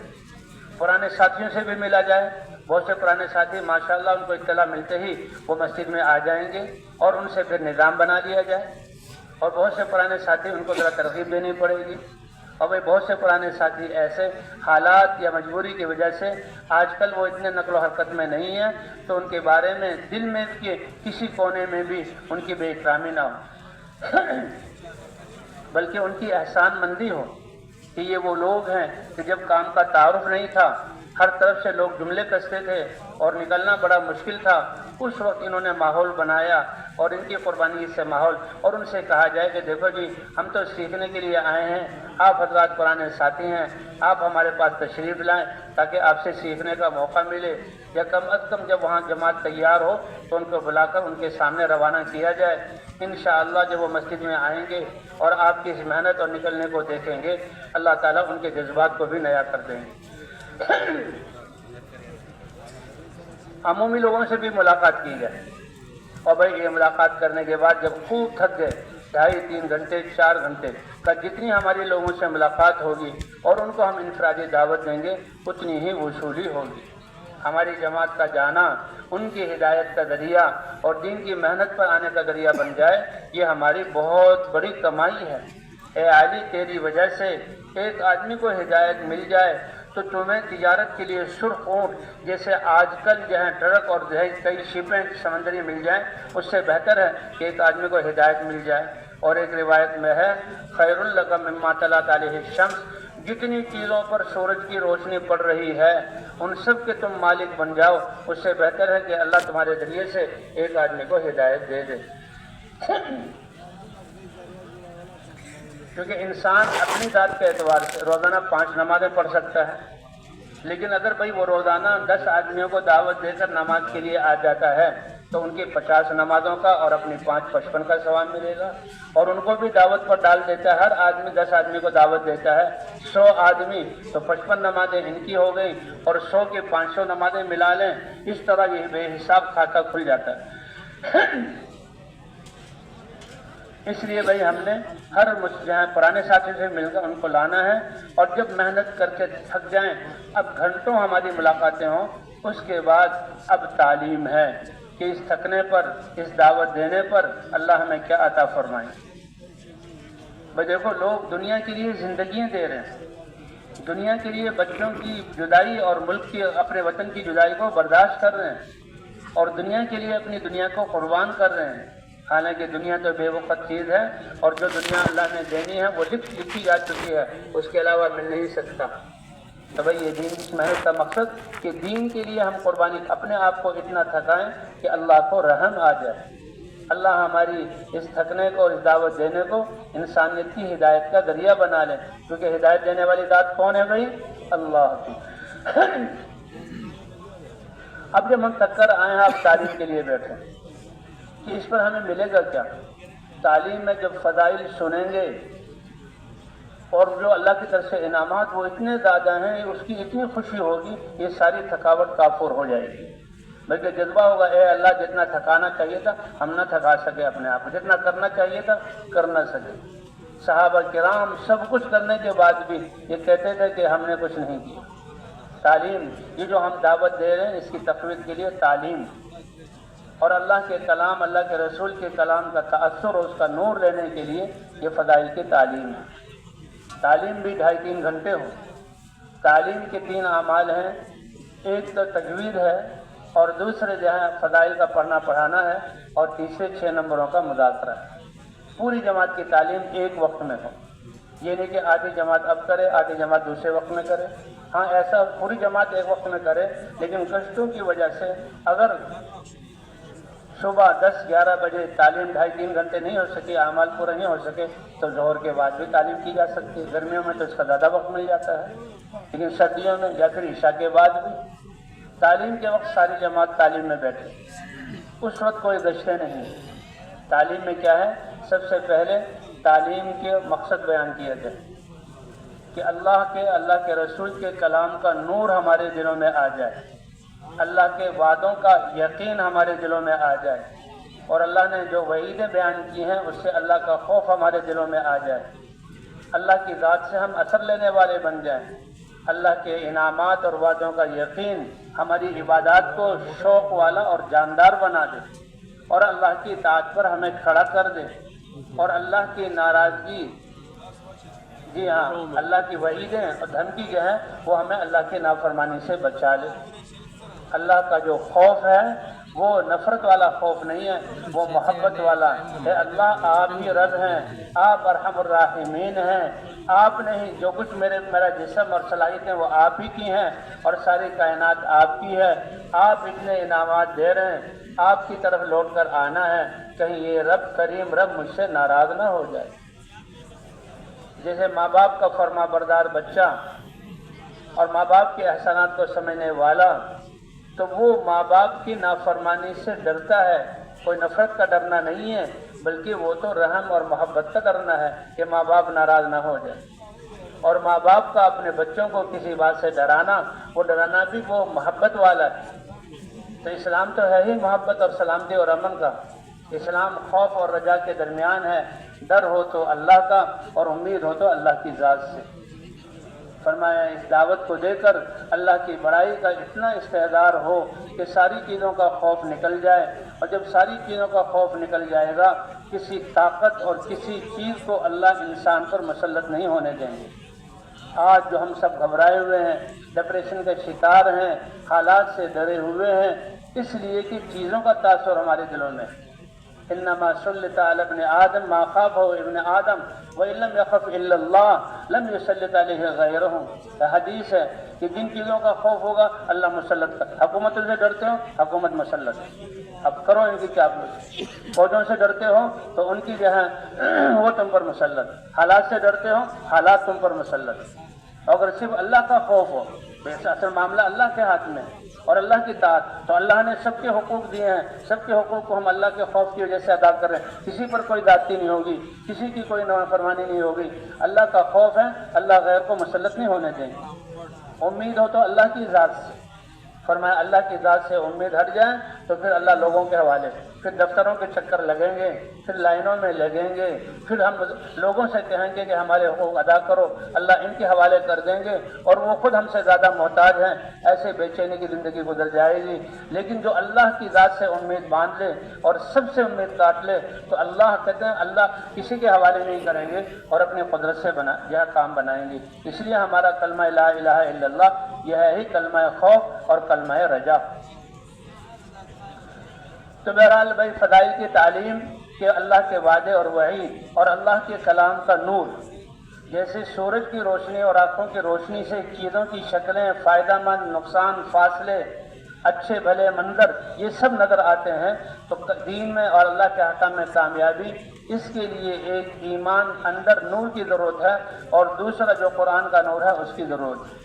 تو یہ نور آتا ہے، نماز نور ہے، ذکر نور ہے، یہ ابھی تقریباً اور ہر عمل، دعوت تو سب سے بڑا نور ہے، وضو نور ہے۔ یہ تعلیم پہ تو فضائل کی یعنی یہ کیا کہتے ہیں تعلیم کا مقصد اللہ کے رسول سے کلام ہمارے دل اثر لینے والے بن جائیں، اللہ اور اللہ کے کلام کا نور ہمارے دلوں میں آ جائے اور ہم اللہ کے وعدے جو ہیں ہمیں اللہ کے احکام پر چلا دیں اور اللہ کی ناراضگی اور وعیدیں ہمیں اللہ کے نافرمانی سے بچا لیں اور پاک مبارک زندگی بن جائے۔ اور اس کے فضائل کیا ہیں کہ اب تو یہ لاکھوں کا مجمع، یہ بھی یہ ہے ہم اللہ کے ذکر کے لیے بیٹھے ہوئے ہیں، لاکھوں کا مجمع، اس پر اللہ کی کتنی رحمت، چند لوگ بھی جمع ہو جائیں تو فرشتے ان کو گھیر لیتے ہیں اور ان کے آخر میں اعلان ہوتا ہے کہ قوموا مغفور لکم، تم اس حال میں کھڑے ہو کہ تمہارے گناہوں کو بخش دیا گیا۔ تو یہ اس کے فضائل اور آداب، اللہ اور اللہ کے رسول کی بات کو دل کے احترام، عمل کی نیت اور ادب سے سننا، اس لیے کہتے ہیں ہم سننے کا حق ادا کر دیں گے تو اگلے مراحل اللہ ہمارے لیے آسان کر دیں گے۔ سننے کا حق ادا کر دیا، عمل کی توفیق بھی ملے گی، اور جب ہم اس کی دعوت دیں گے اس وقت اللہ یاد بھی دلا دیں گے۔ اس لیے نبی کو تو حکم میں فاستمع لما یوحیٰ کہ جو آپ پر وحی کی جا رہی ہے اس کو کان لگا کر اور توجہ سے سنیے۔ تو یہ حدیث اور قرآن جو ہے یہ فضائل اعمال کی کتابیں ہیں، یہی اللہ کے وعدے اور وعید ہیں۔ تو دھیان سے سننا، ادب کے ساتھ سننا، عمل کرنے کی نیت سے سننا اور پوری دنیا میں پھیلانے کی نیت سے سننا۔ اتحیات کی شکل میں بیٹھے ہیں، باوضو ہو کر بیٹھے ہیں، باوضو ہو کر بیٹھے ہیں، اور اس کے بعد آداب اور فضائل بیان کرنے کے بعد پھر ایسا ساتھی تعلیم کرائیں جو ماشاء اللہ جس کو بات کرنے کا سلیقہ ہو اور وہ یعنی مجمع کو ان اعمال کے کرنے اور محنت پر آمادہ بھی کر سکے۔ جو لکھا ہوا ہے 2-3 دفعہ حدیث کو پڑھایا جائے، 1-2 جملے ترغیبی اس کے ساتھ ملا دیے جائیں، اور بھائی پھر پہلے یعنی یہ جو ہے یہ کہتے ہیں حدیث کا پڑھنا ہے اور آخر میں 6 نمبروں کا مذاکرہ۔ اچھا اس سے پہلے تجوید بھی ہے، تجوید بھی ہماری تعلیم کا ایک عمل ہے۔ تجوید کا کیا مطلب کہ قرآن کی چند صورتوں کو دہرانا جس سے قرآن پاک صحیح پڑھنے کا شوق اور محنت ہمارے اندر آ جائے۔ قرآن پاک صحیح ہوگا، نماز صحیح ہوگی، نماز صحیح ہوگی، اللہ زندگی کو پاکیزہ بنا دیں گے۔ ہر عمل کا ایک نتیجہ اور اثر ہوتا ہے، اسی لیے کہا گیا تھا ہمارا جمع ہونا یہ نشستن اور بخاستن نہیں ہے، یہ جمع ہونا دلوں کو پھیرنے کے لیے اور پوری انسانیت کے رخ کو آخرت کی طرف پھیرنے کے لیے۔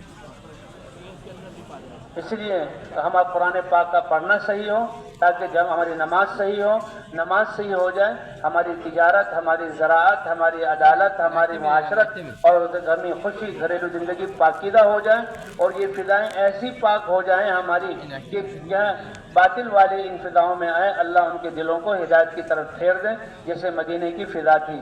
اللہ ہمیں اس کی توفیق عطا فرما دے۔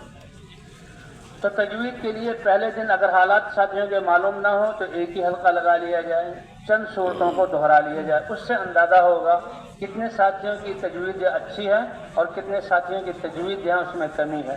اب ایک دوسرے کے ساتھ مل کر محنت، اس وقت تھوڑی بہت اصلاح کی جائے، 15-20 منٹ، آدھا گھنٹہ اس میں لگایا جائے، لیکن بعد میں جس کو صحیح پڑھنا آتا ہے وہ اپنے ان ساتھیوں پر محنت کرے۔ جن ساتھی کی تجوید میں کمزوری ہے وہ انفرادی اوقات میں اتنی قرأت تو فوراً سیکھ لیں جس سے نماز صحیح ہو جائے اور پھر باقی قرآن کو صحیح کرنے کی کوشش کی جائے۔ اگر 3 پڑھنے والے ہیں تو 3 حلقے، اگر 1 ہے تو 1 ہی حلقہ لگایا جائے۔ تو یہ تجوید ہے، اس کے بعد احادیث کا پڑھنا ہے، اس کے بعد 6 نمبروں کا مذاکرہ، ایک ساتھی 6 نمبروں کا مذاکرہ یاد کرنا، یہ تو ایک ذریعہ ہے، ورنہ 6 صفات ہیں جو ہمارے اندر، ہماری دین کا کوئی عمل اور کوئی محنت یہ ایسی نہ ہو جو 6 صفات کے علاوہ، یہ 6 صفات نہیں ہوں گی تو اس میں کمی آ جائے گی۔ ایمان تو بنیادی چیز ہے، اور اللہ کی ذات پر یہ یقین کہ اللہ اس عمل کے ذریعے سے میری دنیا آخرت کی زندگی بنائیں گے ضروری ہے، اور حضور صلی اللہ علیہ وسلم کا طریقہ ہونا بھی ضروری ہے، کہ جس میں حضور کی سنت کا طریقہ نہ ہو تو وہ بے برکتہ عمل ہے۔ اور بھائی فضائل کی شوق میں کہ اللہ کی عبادت، اللہ کا حکم مان رہے ہیں، بیمار باپ اپنے جوان بیٹے کو پانی کا حکم دیا اور بیٹا سعادت سمجھتے ہوئے اور بھاگ کر پانی لے کر آئے، بڑے ادب سے خوشی سے پیش کرے، باپ کی خوشی کی انتہا نہیں رہے گی، اس کی آدھی بیماری اسی سے دور ہو جائے گی۔ لیکن بیٹا کہتا ہے یہ باپ ہے، نہیں مانوں گا تو نقصان ہوگا، اور منہ بنا کر جاتا ہے، پانی تو لے آتا ہے، شاید اس پانی لانے میں باپ کو خوشی نہ ہو بلکہ اور تکلیف ہوگی۔ بھئی یہ تو اللہ کے ساتھ معاملہ ہے، میرے بندو میں نے احکام دیے، میں تو غنی ذات ہوں، تمہارے فائدے کے لیے دیے، تم نمازوں کی طرف آتے ہو سست بن کر، تم نمازیں پڑھتے ہو دل غافل ہیں، تم دعا مجھ سے مانگ رہے ہو، بس ایسے ہیں جیسے کہ ایک عربی اللہ میاں کو دے دی۔ دعا میں کتنا زیادہ اللہ کے سامنے اپنی احتیاج، اپنے رونے کو، اپنی بے بسی کو بیان کرنا اور اللہ سے مانگنا، وہ تو بہت کریم ذات ہے۔ تو بہرحال ہر عمل ہمارا ایمان، اللہ کی ذات پر یقین کے ساتھ، حضور کی سنت کے ساتھ اور فضائل کے شوق میں اللہ کے اتارے ہوئے علم کے مطابق ہمارا ہر عمل ہو، اور اپنے اعمال کی حفاظت کے لیے اخلاق برتتے ہوئے ہم اعمال کریں اور اخلاص کے ساتھ عمل کریں، اور ہر عمل میں مشقت، جسے صحابی کا نماز کے لیے آنا، حضور صلی اللہ علیہ وسلم نے فرمایا جو اس نے نیت کی ہے اللہ نے وہ اس کا اجر دے دیا۔ تو 6 صفات کا مذاکرہ ہو۔ ہاں بھائی تعلیم کے دوران اور کوئی عمل نہیں، تعلیمی گشت ہے، 2 ساتھیوں کی 2 یا 3 دفعہ جماعتیں بھیج کر جو بازاروں میں ہیں ان کو بازاروں کے ماحول سے نکال کر مسجد میں لانا، اور جب مسجد میں لایا جائے تو مسجد میں جو تعلیم کرانے والا ہے ماشاءاللہ، یہ کہ تعلیم کرانے والا وہ بھی ایسا ساتھی ہو جو تعلیم کے ساتھ ساتھ ترغیب بھی دے سکے، زیادہ باتیں اپنی نہ کرے، وہ آئے بیٹھے تعلیم میں بیٹھے تو ان کو ذرا الگ لے لیا جائے کہ دیکھو اللہ نے سارے دنیا آخرت کی زندگی کے بنانے کے کتنے انعامات کا وعدہ، قرآن کی تلاوت، اللہ کا ذکر، نمازیں پڑھنا، اللہ کے راستے میں نکلنا، ان چیزوں میں رکھا ہے۔ یہ اعمال ہمارے اندر اپنی حقیقت کے ساتھ کیسے زندہ ہوں گے، اس کے لیے ایک محنت ہے، اور وہ محنت ختم نبوت کی سے ہماری ذمہ داری ہے، ان کو اللہ کے راستے میں نکلنے پر آمادہ کیا جائے۔ اور بھائی مسجد میں رہتے ہوئے ہم مسجد کے کسی کام میں دخل نہ دیں، مسجد میں رہتے ہوئے مسجد کے کسی کام میں دخل نہ دیں، امامت میں، اقامت میں، اذان دینے میں، وہ ان لوگوں کا حق ہے۔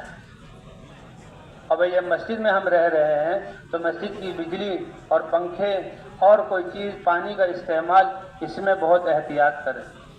اب مسجد سے جاتے ہوئے 3 دن ہم رہے ہیں، ان ساتھیوں نے ہمیں رکھا ہے مسجد کی صفائی کا بہت اہتمام کیا جائے۔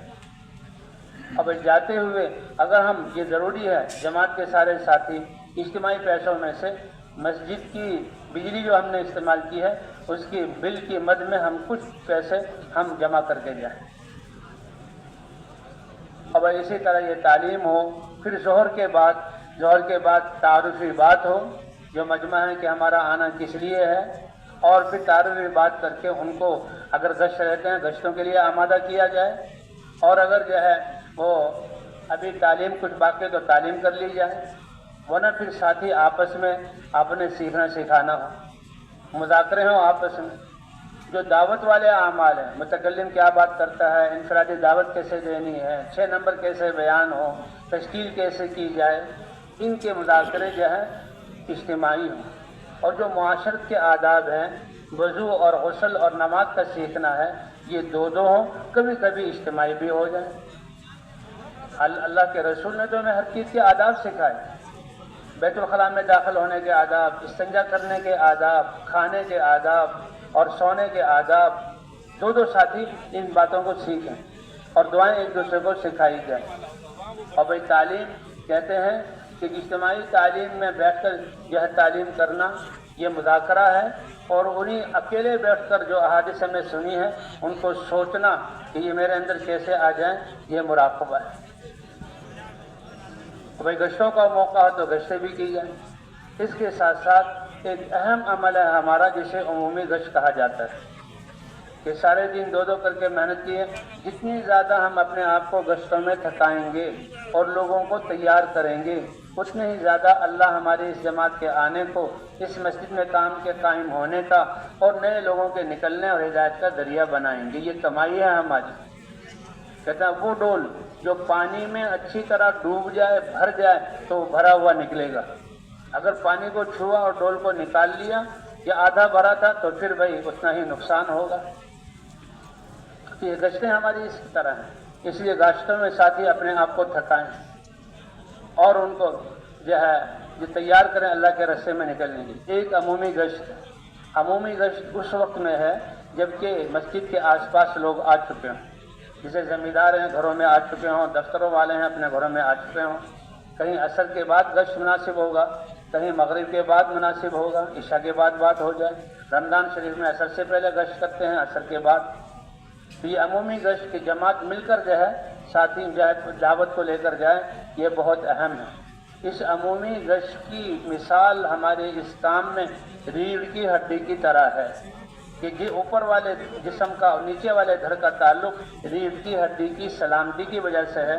ریڑھ کی ہڈی سلامت ہے تو منہ کا بولنا، ہاتھوں کا لینا دینا اور پاؤں سے چلنا، یہ سارا نظام زندگی ٹھیک ہوگا. بھائی ریڑھ کی ہڈی میں فرق آ گیا تو بہت نقصان. تو ہمارا یہ گشت ریڑھ کی ہڈی کی مثل ہے. یہ بہت جو ہے آداب کے ساتھ ہونا چاہیے، بہت اہتمام کے ساتھ ہونا چاہیے. خدمت والے بھی یہ کوشش کریں کہ ہم میں سے بھی ایک ساتھی عمومی گشت میں شریک ہو جائے. سارے ساتھیوں کی یہ جو ہے کوشش ہو کہ عمومی گشت میں شریک ہو جاؤں. اب عمومی گشت کے لیے سب سے پہلے تو عصر کے بعد جو ہے وہ ترغیب گشت ہے. ترغیب گشت ہے، وہ بیان نہیں ہے، 6 نمبر پورے بیان نہیں کرنا. وہ تو دین کی اہمیت اور فائدے بتلانا اور دین کے نہ ہونے کے نقصان بتلانا، حضرات انبیاء کرام کی دین کی محنت کے تذکرے کر کے ذمہ داری کو احساس دلا کر ان کو آمادہ کرنا.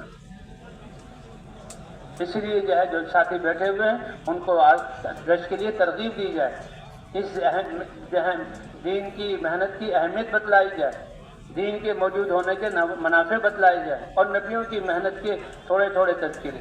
اس میں زیادہ لمبا بیان نہ ہو تاکہ ہمارا پون گھنٹہ ہمارا تفصیل سے گشت ہو سکے. اور جب یہ ریڑھ کی ہڈی ہے کہ اس گشت کو جتنی فکر اور دعاؤں سے اور جتنے آداب کے ساتھ کریں گے تو خیروں کے پھیلنے کا ذریعہ بنے گا. اور بھائی اگر گشت میں پھرنے والے اگر یہ آداب کا لحاظ نہ کریں تو پھر فتنوں کے پھیلنے کا ذریعہ بنے گا. ذمہ دار ساتھی دیکھیں کہ ساتھی آداب کا لحاظ نہیں رکھیں تو واپس جماعت کو لے آئے. یہ بہت اہم عمل ہے.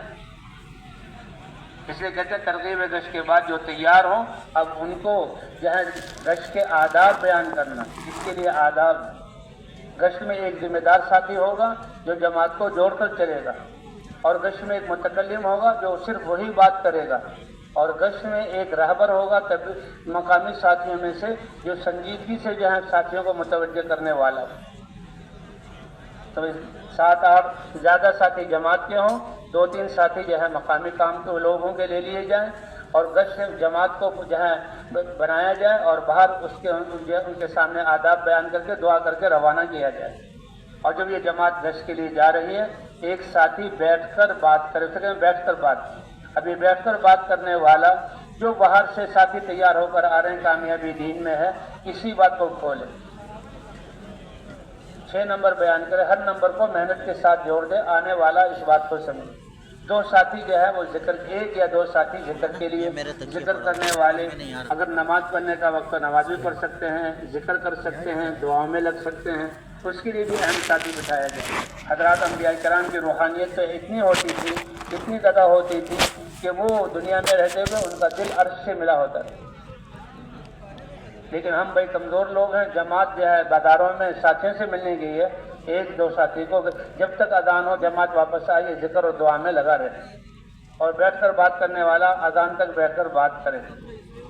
اور پھر اس میں لوگوں نے آنا ہے استقبال، وہ دیکھ لیا جائے مسجد کی بڑی مسجد ہے اور نمازی لوگ جو ہیں آ کر نماز پڑھ رہے ہیں، اپنے وظیفوں میں مشغول ہیں، اور آنے کے راستے تو 2-3 استقبال میں جو ہے متعین کر دیجیے۔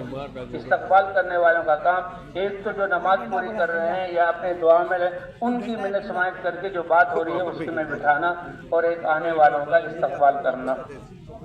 اور جماعت جو گئی ہے 7-8 آدمیوں کی، پون گھنٹہ ہمارا گشت ہونا چاہیے۔ جیسے کہا کہ ایک ذمہ دار ہوگا جو جماعت کو جوڑ کر چلے گا، ایک ساتھی متکلم ہوگا جو بات کرے گا۔ متکلم، بہترین متکلم وہ ہے جو مختصر بات کرے اور نقد ساتھیوں کو آمادہ کر لے اور اپنی بات سمجھا دے۔ اگر متکلم نیا ساتھی بنا ہے، بعد میں اس کے لڑکھڑاہٹ ہے، تو ذمہ دار ساتھی بھائی کا مقصد یہ تھا، وہ یہ بتانا چاہ رہے تھے کہ اللہ نے کامیابی دین میں رکھی ہے، اور دین جو ہے وہ نبیوں کی محنت سے آتا ہے ہمارے، اس طرح بات کو سنبھالیں اور پھر آگے وہ بات کریں۔ اگر متکلم بات سنبھال نہ سکے تو دوسرے کو بھی متعین کیا جا سکتا ہے، ان کو بعد میں موقع دیا جائے۔ جماعت جو جائے گی وہ امیر، متکلم اور جو ہے رہبر، یہ پھر یہ راستے کے دائیں طرف چلیں گے اور نظریں حفاظت کرتے ہوئے اور اللہ کا ذکر کرتے ہوئے۔ ذکر میں نہ شور ہو کہ یہ کیا ہو رہا، نہ بالکل خاموشی ہے۔ اور ذمہ دار ساتھی جب دیکھیں کہ ساتھی دائیں بائیں دیکھ رہے ہیں تو ان کو جو ہے اس کے پاس جا کر ذرا زور سے سبحان اللہ الحمدللہ، تاکہ وہ اللہ کے ذکر کی طرف متوجہ ہو جائے۔ نظروں کی حفاظت کرتے ہوئے چلنا ہے۔ بھئی گھروں میں ملاقات ہے تو جو ساتھی رہبر ہے وہ دروازہ کھٹکھٹائے، ساتھی ایسے کھڑے ہوں کہ دروازہ اگر کھلے تو ہماری نظر اندر نہ جائے۔ یہ جو دروازوں کے درمیان دراز سی ہوتی ہے اس سے ہماری نظر اندر نہ جائے ایک طرف۔ جب ساتھی آئے تو متکلم آگے بڑھے اور اس کو جو ہے کہ دیکھو اللہ نے ہمیں جو ہے کلمہ عطا فرمایا ہے، دین عطا فرمایا ہے، اللہ نے کامیابی دین میں رکھی ہے، دین کی اہمیت اور دین محنت سے آتا ہے، اور اس کے فضائل بتا کر اس کو مسجد میں لانا۔ دکاندار ہے تو دکان سے جو اپنی دکان کو فارغ کر کے اس کو جو ہے کھڑا کر کے جو ہے اس سے بات کرنا، اور نقد آنے پر اس کو آمادہ کی، ابھی مسجد میں دین ایمان کی بات ہو رہی ہے، آپ تشریف لائیں۔ متکلم ساتھی یہ نہ کہے کہ اگر ابھی آپ نہیں آ سکتے تو پھر مغرب میں آپ آ جائیں، نہیں، پہلے تو نقد کوشش کی جائے، اور اگر نقد مسجد میں آنے کے لیے تیار نہیں تو 1-2 دکانوں میں ساتھ لے کر اس کو اپنے گشت میں شریک کر لیے۔ اے اللہ، ہم نے تو اس کو قدموں کو حرکت دے دی، آپ اس کو قبول فرما لیں۔ جب متکلم بات شروع کرے تو ساری جماعت والے محتاج بن کر اس کی بات کو سنیں، متکلم خود بھی اپنے آپ کو اس کی بات کا محتاج سمجھے۔ متکلم نے بات شروع کی، ذکر اپنا موقوف کر دیں اور اس کی بات کو سنیں۔ یہ وہ بات ہے، یہ وہ آواز ہے، دنیا میں جتنی آوازیں لگ رہی ہیں سب سے زیادہ محبوب اور اچھی آواز اس متکلم کی ہے جو اللہ کے دین کی طرف بلا رہا ہے۔ وَمَنْ أَحْسَنُ قَوْلًا مِّمَّنْ دَعَا إِلَى اللَّهِ وَعَمِلَ صَالِحًا وَقَالَ إِنَّنِي مِنَ الْمُسْلِمِينَ۔ جو ساتھی نقد تیار ہو جائے تو یہ بہت بڑا اللہ کا فضل ہے۔ جماعت میں سے ایک ساتھی اس کے اکرام کے لیے، کوئی پالیسی کے تحت نہیں ہے بھاگ نہ جائے، شیطان کو لے نہ جائے، نہیں بھائی، اس نے اپنے وقت کو فارغ کیا، تیار ہو گیا، ہماری دعوت کو قبول کیا، اس کو ساتھ لے کر اس کے اکرام میں مسجد تک وہی دین ایمان کی بات کرتے ہوئے لائے اور استقبال والے کے حوالے کریں، اور استقبال والا اس کو بعد میں بٹھا دے۔ اب جب استقبال نے دیکھا باہر سے آدمی آیا ہے، پہلے تو اندر جو نماز مشغول ہے، نماز پڑھ رہے ہیں یا اکیلے نماز پڑھ رہے ہیں یا دعاؤں میں لگے ہوئے ہیں، ان کے دعا عمل سے فارغ ہوتے ہی ان کے پاس بیٹھ کر بڑی لجاجت منت اور تواضع کے ساتھ ایسے ہم بچ جائیں کہ وہ بات باندھنے کے پر خوش ہو جائیں، آگے آ جائیں اور وہ اس کو لے لیں۔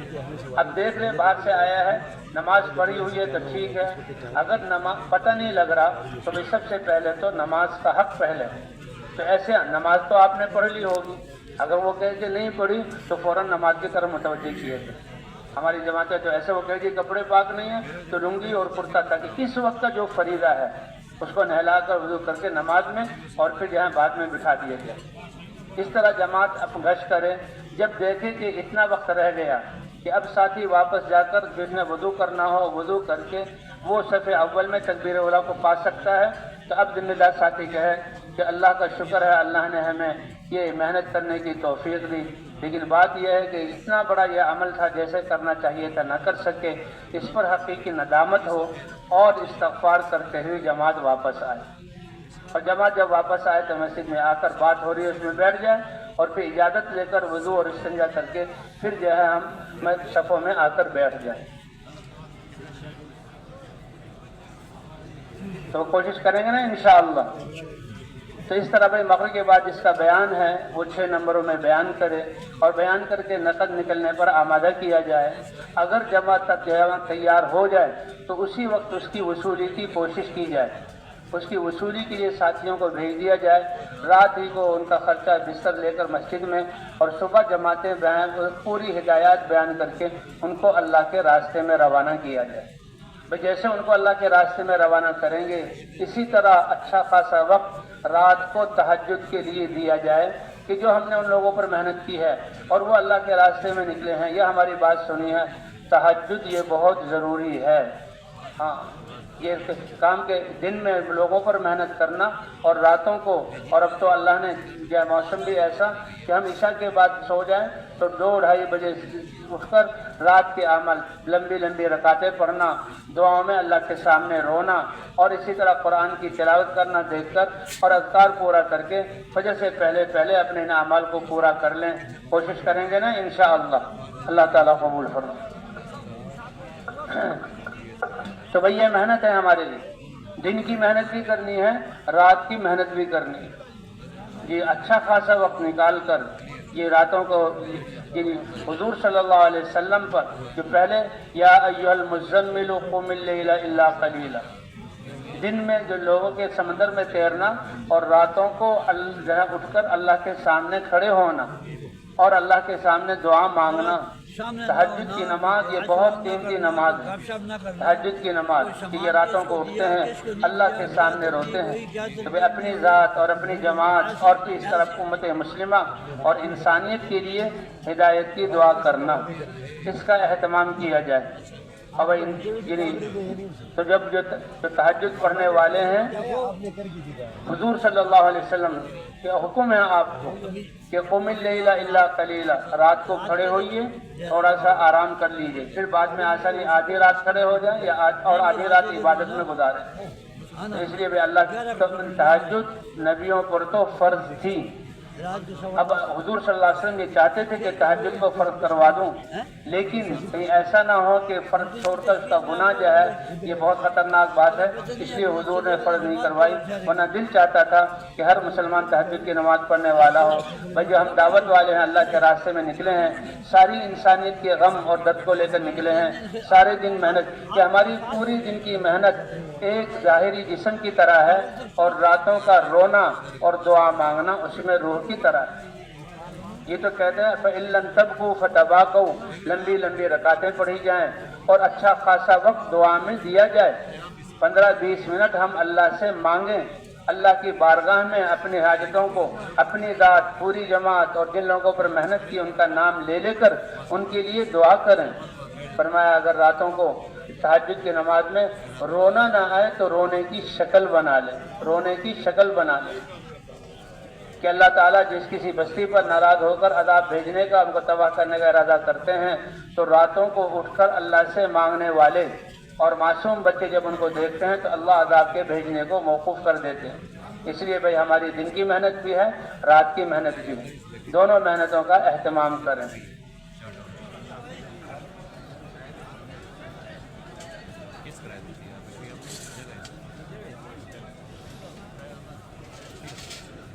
تو بھائی اس طرح یعنی جتنی یہ محنت اس محنت میں یہ دعاؤں کے ساتھ ہوگی اور حضرت محمد صلی اللہ علیہ وسلم کی یہ ہے سنت کے مطابق ہوگی، اتنی یہ محنت اس نکلنے والوں کی ہدایت کا ذریعہ بنے گی۔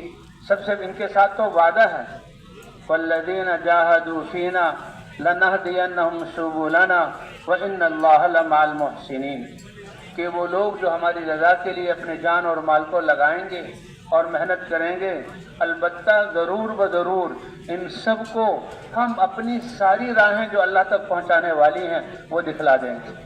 ان کے ساتھ تو وعدہ ہے، اور باقی ان کی یہ محنت اور راتوں کو اٹھنا، اللہ یہ ذریعہ بنائیں گے دوسرے انسانوں کی ہدایت کا، اور جن جن لوگوں کو ہدایت ملے گی ان سب کا ثواب ان جو ہے بتلانے والوں کو اور محنت کرنے والوں کو ملے گا۔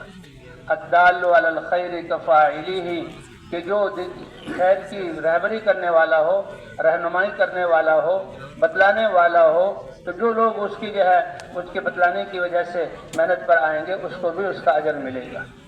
تو اس لیے بھئی ہمارا یہ وقت جو ہم نے اللہ کو دیا ہے تو یہ وقت گزارنا نہیں ہے، بلکہ وقت کو اعمال کے ساتھ جو بتانے والی بات کرنے والی باتیں ہیں ان کو زیادہ کرنا، اور جن سے بچنے کے لیے کہا جائے ان سے اپنے آپ کو روکنا۔ ہم نے اپنے آپ کو اعمال میں لگنا، دعوت ہے اجتماعی ہو یا انفرادی ہو، تعلیم و تعلم ہے، تعلیم کے حلقوں میں بیٹھنا اجتماعی ہو یا انفرادی طور پر تعلیم کرنا ہو، اور بھئی نمازوں کو صحیح کرنے کی کوشش کرنا۔ جن بستیوں میں ہم نے کام کیا ہے اللہ کے راستے میں نکلنے کے لیے، تو اس بات کی بھرپور کوشش ہو کہ 100% مرد نمازی بن جائیں۔ اللہ نے یہ یعنی انسان کو پیدا ہی عبادت کے لیے کیا، اور بھئی ہم بھی اپنی نمازوں کا اس طرح یعنی تہجد کی نماز کا بھی اہتمام ہو، اسی طرح نوافل کا بھی اہتمام ہو، چاشت ہیں، اشراق ہیں، اس کا بھی اہتمام ہو، صلاۃ الحاجہ کا بھی اہتمام ہو۔ صلاۃ الحاجہ کی بھی جب بھی کوئی حاجت پیش آئے فوراً نماز پڑھیں۔ فرض نمازیں تو تکبیر اولیٰ کے ساتھ صف اول میں اس کا اہتمام کیا جائے، اور پھر اس کے ساتھ ساتھ نفلوں کی بھی کثرت ہے۔ لا یزال یتقرب الی العبد بالنوافل، کہ انسان نوافل کے ذریعے اللہ کا قریب ہو جاتا ہے، اور ایسے قریب ہوتا ہے کہ اس کی زندگی اللہ کے امر کے تابع ہو جاتی ہے۔ اور کہتے ہیں قیامت میں سب سے پہلے نماز کا حساب ہوگا، اگر نماز اچھی نکل آئی تو یہ اس کی زندگی کے اچھے ہونے کی علامت ہے۔ کہا اگر فرضوں میں کمی رہی تو اللہ فرمائیں گے کہ ہیں کچھ اس کے پاس نوافل، کہ اس نوافل سے ان کی فرضوں کی کمی پوری کر دی جائے۔ اس لیے بھائی نوافل میں چاش کی نماز ہے، اشراق کی نماز ہے، تحیۃ المسجد کی نماز ہے، ٹھیک ہے اوابین کی نماز ہمارے بیان کے سے رہ جاتی ہے، لیکن تہجد کی نماز ہے، اور صلاۃ الحاجہ ہے، وَاسْتَعِينُوا بِالصَّبْرِ وَالصَّلَاةِ، کہ اللہ کی مدد کو طلب کرو صبر کرنے کے ساتھ اور نماز کے ساتھ، صبر کرنے کے ساتھ اور نماز کے ساتھ۔ کتنی بڑی بات ہے، اور یہ نماز زندگی کو پاکیزہ بناتی ہے۔ جیسے ایمان کے نور سے دل منور اور خوشبودار اور جو ہے مدین ہو جاتا ہے، اسی طرح یہ نماز انسان کے یعنی پوری زندگی کو پاکیزہ بناتی ہے۔ صحابہ کرام نے عرض کیا یا رسول اللہ، ایک شخص ایمان لایا ہے، ابھی نیا نیا اسلام میں داخل ہوا، لیکن اس کی جو پرانی عادتیں وہ نہیں چھوڑ رہا۔ آپ صلی اللہ علیہ وسلم نے فرمایا کیا وہ نماز پڑھتا ہے؟ کہ جی ہاں۔ اس کی نماز اس کو ان تمام اعمال سے روک دے گی۔ صحابہ فرماتے ہیں کہ ہم نے دیکھا کہ اس کی جہاں زندگی اللہ نے بہتر بنا دی۔ اس لیے بھائی جہاں ہم دعوت دینے کا اہتمام کریں، ہر ساتھی کو دعوت میں لگائیں۔ یہ دعوت تو سب سے طاقتور امر ہے۔ اللہ خود داعی ہیں، سارے نبیوں کو دعوت دے کر بھیجا، اور ختم نبوت کی وجہ سے یہ دعوت ہمیں ملی ہے، اور اللہ نے دعوت جو ہے ہمیں دعوت سے سرفراز فرمایا۔ اسی طرح عبادت بھی ہے، کہ ایمان سے مقصد یہی ہے کہ ہم عبادات یعنی پوری زندگی ہماری اللہ کے حکم اور نبی صلی اللہ علیہ وسلم کے طریقے کے مطابق ہو، اور ان میں نماز سب سے پہلے سب سے اہم ہے۔ اس لیے خود اپنی نمازوں کو بنانے کی محنت بھی کرنا، ساتھیوں پر بھی محنت کرنا، اور بستی میں یعنی ہمارے جانے کا کہ ہر گھر سے ایک فرد اللہ کے راستے میں چلے اور 3 چلے کے لیے نکل جائے، ہر فرد ہر گھر سے، اور وہ جب ہی ہوگا جب ہماری دن کی ملاقاتیں ہوں گی۔ اس کو اگر ہم سامنے رکھیں کہ ہم نے بستی کے ہر فرد سے ملنا ہے تو الحمدللہ بہت بڑا میدان عمل کا مل جائے گا۔ تو بات ہو رہی تھی کہ بھئی بیان جس کے دن میں، اب بیان ہے مغرب کے بعد بیان، مغرب کے بعد اعلان ہو، اور اعلان کرنے والا بھی ہمارا مضبوط ساتھی اور بڑے اعتماد کے ساتھ بات کرے۔ یہ اعلان پہلا تعارف ہے لوگوں کے لیے، اس لیے اعلان کرنے والا اپنے اعلان کرنے میں یعنی وہ مضبوط ہو، اور اعلان امام کے پیچھے کھڑے ہو کر ایسا اعلان کرے کہ سب ساتھیوں کو آواز برابر سنائی دے، اور پتہ لگ جائے کہ یہ کیا کہنا چاہ رہے ہیں. ایک ذمہ داری کی طرح احساس دلا رہے ہیں دین کی. بھائیو دوستو، میری اور آپ کی، سارے انسانوں کی دنیا آخرت کی کامیابی اللہ نے اپنے پورے دین میں رکھی. جتنا دین میں کمال آتا چلا جائے گا، نقصان سے نکل کر ہم کامیابی کی طرف چلتے چلے جائیں گے. اور دین جو ہے اللہ کے احکام اور نبی کے طریقوں کا نام ہے، اور دین جو ہے نبیوں کی محنت سے آتا ہے. حضرت محمد صلی اللہ علیہ وسلم کی ختم نبوت کی وجہ سے یہ دین کی ذمہ داری سے اللہ نے ہمیں سرفراز فرمایا. کتنی بڑی بات ہے. اسی محنت کی وجہ سے اس امت کو خیر امت قرار دیا گیا کہ تم اللہ کے ہاں سب سے بہترین امت ہو. اس لیے کہ تم خود اپنی ذات اور اپنی عبادت کے لیے نہیں، یہ تو پہلا مرحلہ ہے، تم تو سارے انسانوں کی نفع رسانی کے لیے، اور نفع رسانی ایسے نیکی کا حکم کرو گے کہ اللہ کے اوامر زندہ ہو جائیں، وجود میں آ جائیں. وَتَنْهَوْنَ عَنِ الْمُنْكَرِ، اور برائیوں سے روکو گے، فضائیں تمہاری پاک ہو جائیں، اور یہ زمین امن کا گہوارہ بن جائے، امن اور سلامتی والی زندگی بن جائے، اور جو ہے بھائی چارے والی زندگی قائم ہو جائے. تو اس لیے اس امت کو اس دعوت کے لیے تو بیان کرنے والا جو ہے یہ بیان کہتے ہیں بیان اس کے ذمہ ہو گیا، لیکن سب ساتھی دعا میں لگ جائیں. اے اللہ وہ بات کہلوا دیں جو آپ کو جو ہے محبوب ہوں، اور اے اللہ نقد جماعتوں کے نکلنے کی وہ جو ہے وہ صورت پیدا فرما دیں. ساتھی جو ہے مغرب کی نماز کے بعد متفرق طور پر کھڑے ہوں تاکہ بستی والوں کو بڑے سلیقے اور آداب کے ساتھ بیان میں بٹھایا جا سکے. اپنی سنتیں مختصر کر لیں، فقر دھکر شور شرابہ نہ ہو بیان میں اور بیان کرنے والا ہمارا فجر کا بیان بھی یہ پورے 6 نمبر ہیں، اور شام کا بیان بھی اس میں بھی تشکیل کرنی ہے اور اس میں بھی تشکیل کرنی ہے. تو بھائی کوشش کریں گے نا انشاءاللہ. اللہ تعالیٰ قبول فرمائے. چلو بھائی دعا ہے.